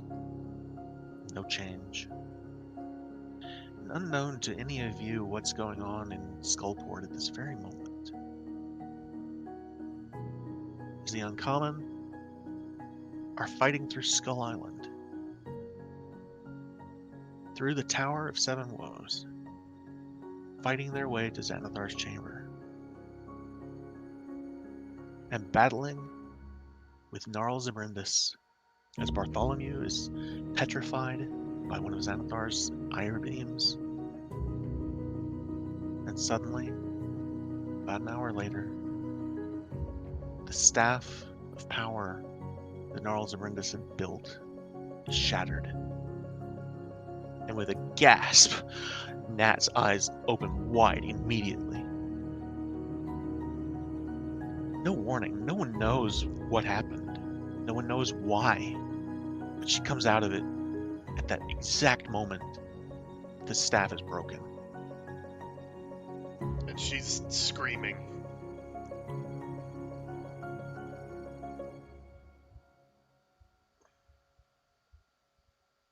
And that's where we're going to end the session. Woo! Oh, man! That's some good shit, That was Casey. great. Yeah. Oh, God. I'm such a masochist with characters. Like, when I rolled well on that wisdom throw, I was honestly a little disappointed. I'm not gonna lie. Had to beat a 20. I was hoping for a 1 or a 2. You're like, come on, let's kill Nat. Yeah, like, that's fucked up, but legit, that's what's going on in my head. Like, let's put these people through some shit. Oh, wow. Jesus. Yeah, I know, I don't know where that comes from, but that was a real dark moment for me right there. It's fine. Wow. So Ooh, that was the Urchin one shot. yes. Oh, man. That was good. That was good. Loved it. Well done. I'm gonna go grab dinner real quick, so if you guys want to hang out when I get back, we can do that. I have to go to sleep. I have to work tonight. I have to Oh, pass shit. out. Good luck, man. Yeah, but I do want to chat a little about the session before I go. Sure. All right, Mhm. well, It deserves I'm gonna that. take off, so... All No right, problem. Drax. Hey, All did right. you enjoy it? Oh, yeah. That Awesome. was nice. Oh, I'm so sorry. Hey, roll one more of those checks. Arcana Way to before you make go. me... I am Way to so make sorry. me almost cry. I've been fighting it. Oh, fail. I was so worried that you were gonna be really, really mean and be like at the end of it, go, like Wait, have Matt inspiration. never wake up. Go for it. Or not. Go for it again. You got two more. You didn't use any? What the hell? Neither did I. What? He gave Ones us that I was 3. desperate There you go. for. All right. Do you want to describe it? Yeah, so while all this is happening, he's just he reaches out at you and his hand glows blue and just this spectral hand just kind of brushes Nat's hair out of the way. And as it does, he's just like, "Oh my God, I did it! I did it!" Nice. Nice. I want to add one thing that, Nat's deaf, And throughout Jinx Mhm. and Squidly in their adventures, there have been moments where, when they were much younger, where she would try to talk, and she doesn't know what she sounds like, so it sounds very strange. It makes people uncomfortable. She's not Yeah. intelligible, so she gave up on it. She just sign languages, but she can make noises. Yeah. When she wakes up and she's screaming, it is the first and only time you've heard her speak loudly, as she screams Todrin, and then looks around like, what is happening? Where am I? Nice. I want to give her Awesome. that. Totally. I was so worried that he was going to be like Yeah, I'll be back, guys. All right, man. when he was describing like the staff breaking. I was like, and then Nat never wakes up. I'm like, what? Yeah, exactly. You put. I mean, I was expecting her to be okay, but you did put in good suspense there. There's a couple moments where I'm like, wait, I'm like, is she not wait, are okay? you gonna kill her? Are you Yeah, gonna kill her? is she dead? What happens? She's in a permacoma. I'm glad you guys enjoyed it. Oh That man. was great. I had a lot of fun with this one. Oh, I did when we not get back to expect you Waterdeep. guys to fight them that hard. Yeah, Oh, I mean, when we get back to Waterdeep, it's gonna be so funny. there's Because totally. Sarah hates the Growlins. She hates them. Like There's with a gonna be passion. fallout from that, believe me. yeah, Oh my god. I'm sure there will be. But There, that's what makes it fun, though. yeah, there's consequences for the lighthearted one shot. That's good. It's interesting how. Oh man, what was I gonna say? Nah, I can't remember. It'll come to me. But man, well, That I was gotta great. head out. Sorry. Sure thing, Kai. Did you have fun? I did. This was fantastic. I'm glad you had fun. bye, Kai. Bye. Bye. He had a fox that jizzed on somebody. I think he played Squidly very well. Yeah, totally. Yeah, that was his type of character. Oh yeah, for sure. Um, It's kind of funny. I had the idea for this in my head for, gosh, months now, and I didn't really have the whole thing kind of nailed down. And there was a fair bit of improv in here too. I don't want to pull back the curtain too much, but I did not have any of that last part written down at all. The description of Nat going unconscious or anything. I was like, I know I want to do it, but I'm going to do however it feels right in the moment. Because I feel like if I Yeah. write it down, it's not going to. I love how somber you sounded. Yes, you Like give that's why I the. was. Remember when we talked a while ago about voice actors and putting in beats? Hmm. You have Mhm. mastered that. That it's perfect. Where you'll I give wouldn't, a little bit and let the music play, and give a yeah, little more, and you got the right tone.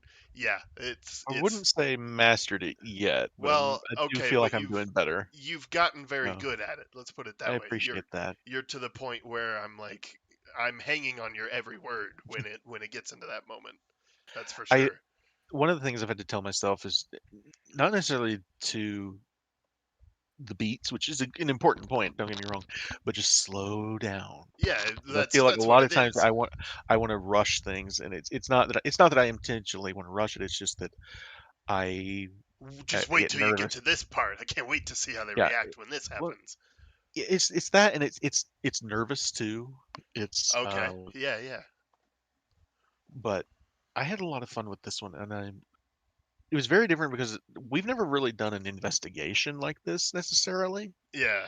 Um, but yeah, it's I had a good time with it. Wow. Woohoo!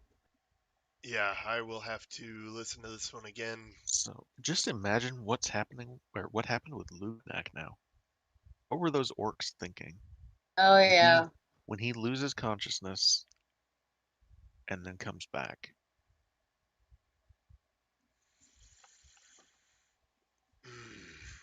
Where was I he did when I that did happened? want to throw it in there that maybe I know that I kind of threw this in there sideways. You may not be planning for this, but I kind of like the idea that because they're all connected by the weapon, that the three of them kind of gain a little bit of consciousness of each other during that moment. Mm, Just a little bit. It actually did occur to me, but I kind of leaned against not. But maybe just a hint. I don't know. Yeah, It's I possible. mean, maybe for Nat because of who Todrin is for her. Maybe so. It it feels really right to me. Yeah. Mhm. Maybe not so much for Lugnak and Todrin, but God, yeah, I'm just such a masochist. I've been telling Kazan for years now. Anything you want to do to me, please go for it. Just pull no punches. Just Kill me, I'm bad. I ready. give you Lorelai. Yeah, yes, and you deliver. You deliver every time, and I love it. I love it. It's so Like, great. it's like, Hein, I'm about to give you a character that's going to ruin your psyche. Are you prepared? Yes. I'm like, no, but I did ask for this, so I'm not prepared, but I'm buckled in. Let's fucking go. I Train's I'll tell rolling. you something that I like is, um, and I know you both are wanting to go to bed, and that, so I won't keep you too long. I'm here till we're done, man. Uh, I like that Nat and Esvale, when all of this happened in Amphale, and all of a sudden, Nat has always had Jinx and Squidly, and then suddenly they're gone, and it's just her. And the person who stood up, the person who, which damn Cathars were there too. Don't get me wrong, but Esvale didn't have to be there. Oh, when the uncommon and everybody got captured. Okay, I Right. remember now. Yeah, yeah, Right. yeah. So Yes. Back Esvale was way back. watching. Yeah. Yeah, Esvale watching didn't not. have to. Esvale didn't have to be there.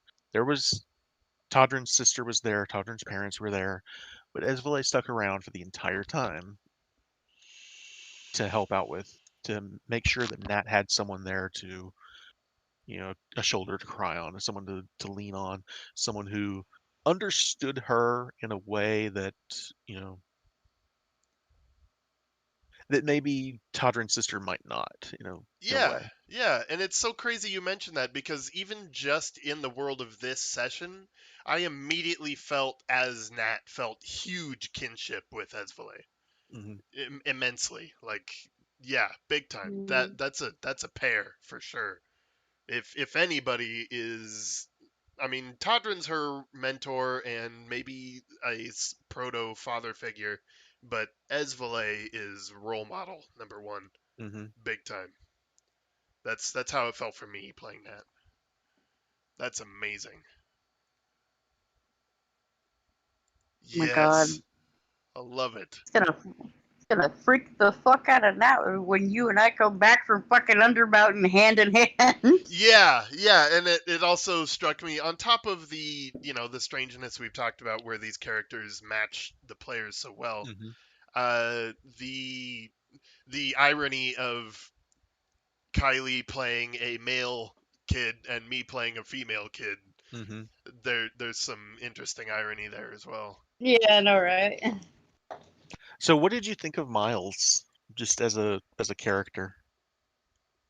Shoot, it was everything I thought he would be. Awesome. And I love the fact that you and I are in the same wavelength of how Boro would have reacted to Miles getting into a fight. True, Yeah. true. Yeah, and it's And I great don't because really. I had imagined it going a different way, and then when I was surprised by his reaction, and you both were like, "Yep," I'm like, "Oh, yeah, okay, actually, that makes a lot of sense." Um, for for Miles, I think the biggest thing, like, he, I don't. If he was anybody else, I think he would have stayed out of the fight. But it was the fact that they put their hands on a girl, and he was not very happy about it. That he's like, we're getting fucked today, We're getting because fucked. What? Interesting and phrasing. Go on. um.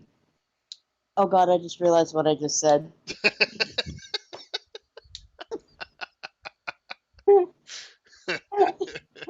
Apologies.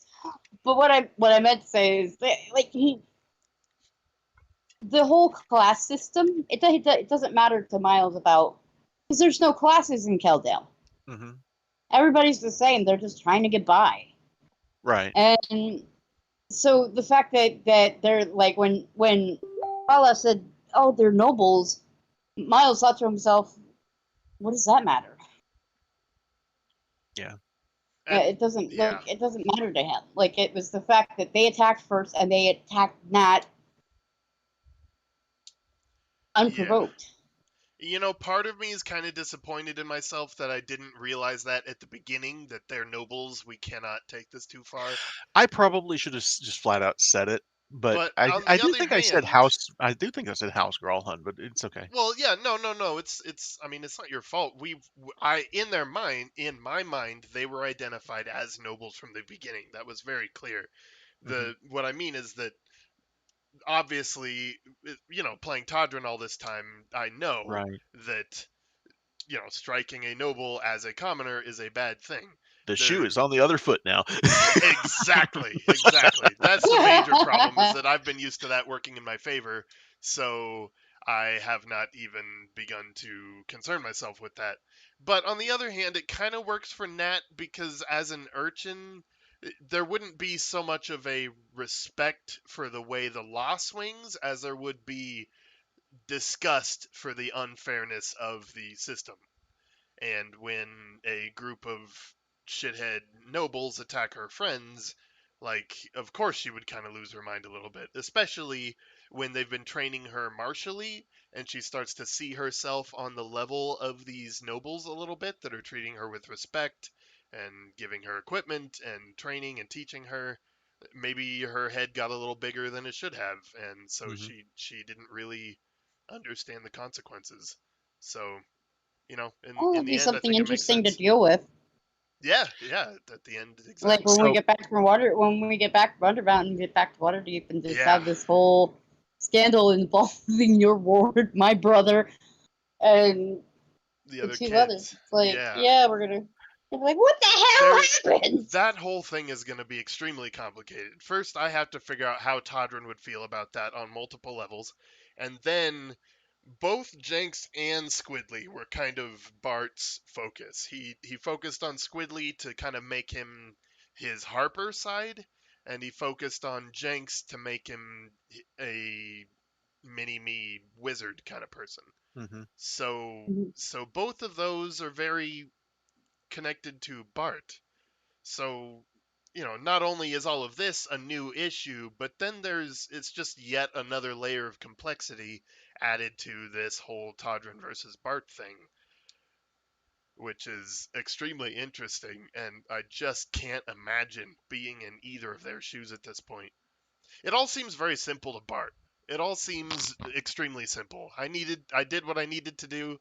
I know what I want to accomplish. I know who I care about, yeah, and Bart whatever. is a very pragmatic character. Yeah, and Todrin is in this horrid turmoil of of indecision, which is ironic Mhm. because, like you said, paladins are supposed to be, or the general Consensus yeah, that the general concept of paladins is these guys always know what they're doing. I don't know. I might yes and no. I feel like a paladin needs to be torn sometimes. If Todrin is the definition of torn right now. Yeah.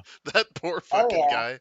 Every time I try to immerse myself in the mindset of what he's going through right now, it is extremely hard. It's really hard, and I love it. Yeah. It's Yeah. intimidating as hell.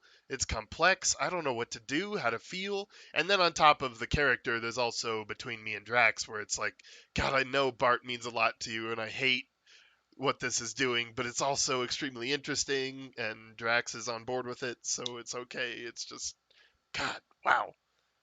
Holy And shit. because of all that, I mean, like, Todrin and Sarah's relationship is kind of being put on the back burner for right now. Yeah, yeah, it's a support level that he needs and is helping him work through things. I was actually thinking this the other day. and more so right now after the game, I wonder how differently that relationship between Todrin and Seraphima would be if Esvele had gone with you guys into Undermountain, because that was discussed at one point. Oh, I thought about that too. Yeah, I mean, all cards on the table between me and Kylie, there was a lot of influence between us as people in the characters. Yeah. So I don't know. I don't know how that would have worked out. Mhm. I try to be very loyal to the characters, and I think if Esvele Yeah. had gone, at the very least, there would have been indecision on Todrin's part. At the very least. Yeah. I Probably would have been a cat fight. so Esvele Rajnar is I kind of put her on the level of Annabella Branta as one of my favorite my favorite side characters. Yeah, She she's is awesome. she's easily one of my favorite side characters. Um, Gabby is quickly becoming a favorite of mine. Same. Notice how I Look at wanted the to go goggles! there. I wanted to go there immediately.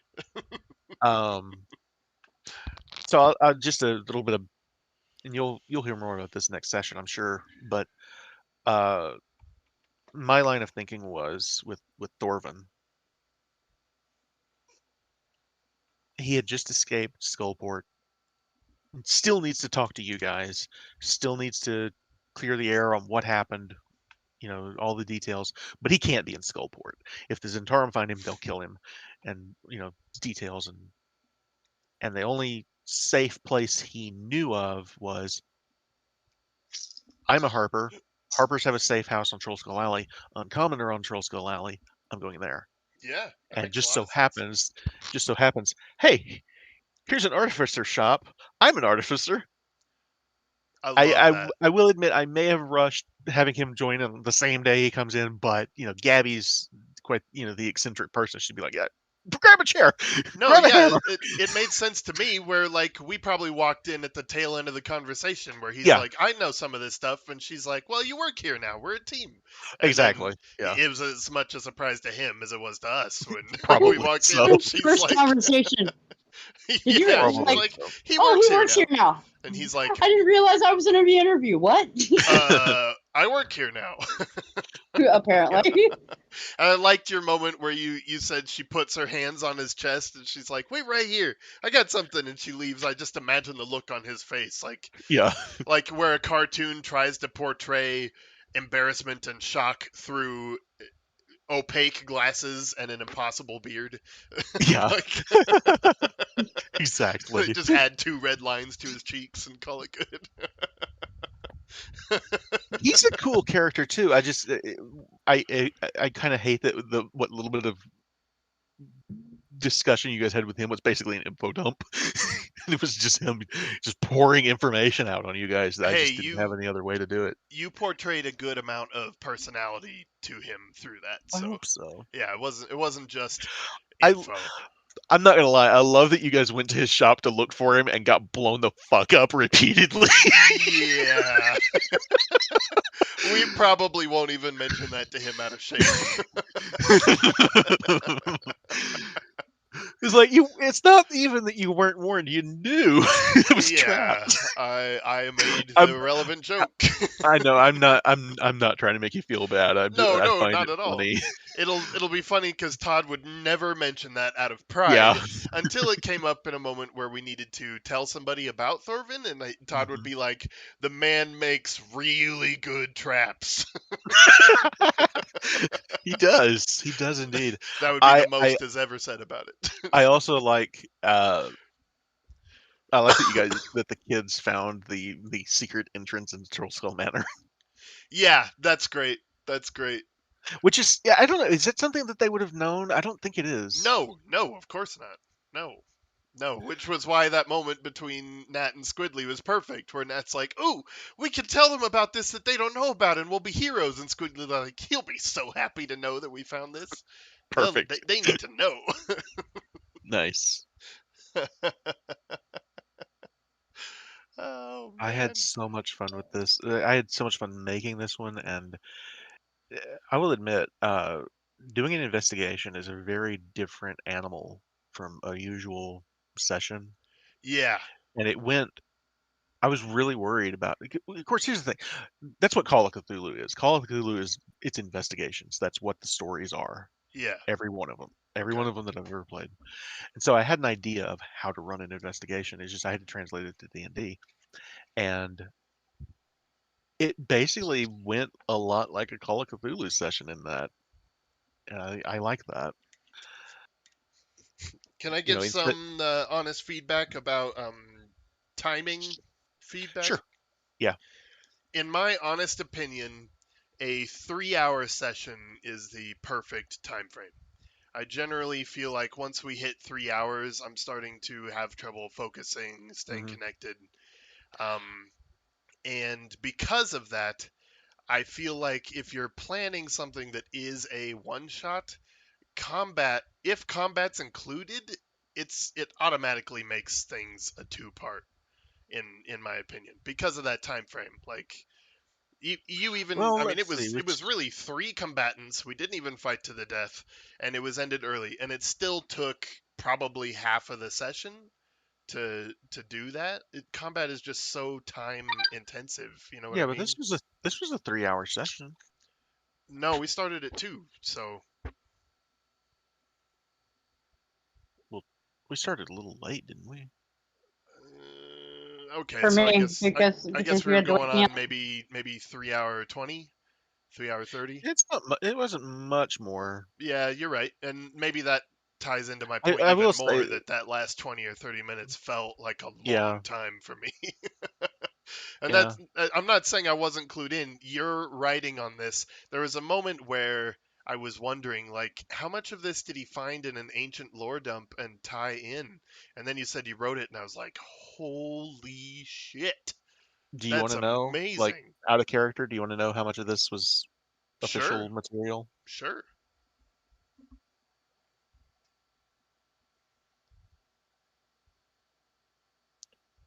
Uh, Ed Greenwood tweeted multiple parts. Actually, if are you still in? Oh my god, I'm so tired. Oh, Come on, where's my map? I think it's here. I think I'm gonna call it here, boys. I'm fucking dying. All right, no I keep problem. Okay. nodding off. See you All right, later. that was fun. I'll see you guys next week. Bye. So, I'm gonna give you the map Bye. here of. Bye bye. Talk to you later. This actually came up once before. Um, Go ahead and click on Troll Skull Manor there. Do you see the thing there? You don't see it. Okay, it's not lit up. There you go. You should see a pin over Troll Skull Manor. Hmm. This is what it looks like from my end. Go ahead and click that. The history of Troll Skull Alley down at the bottom of that. Nothing's coming up when I left click.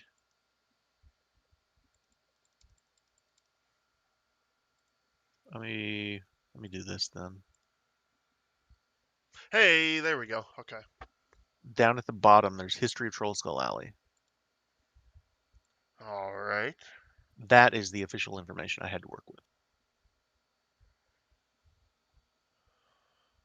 During the collapse of the Shadow Thieves Guild, some of its desperate members sought to cover their escapes from the city. One mage translocated a foraging band of trolls to North Ward, and they stalked the alley, then known as his Skulk, thanks to the unsavory local smuggler.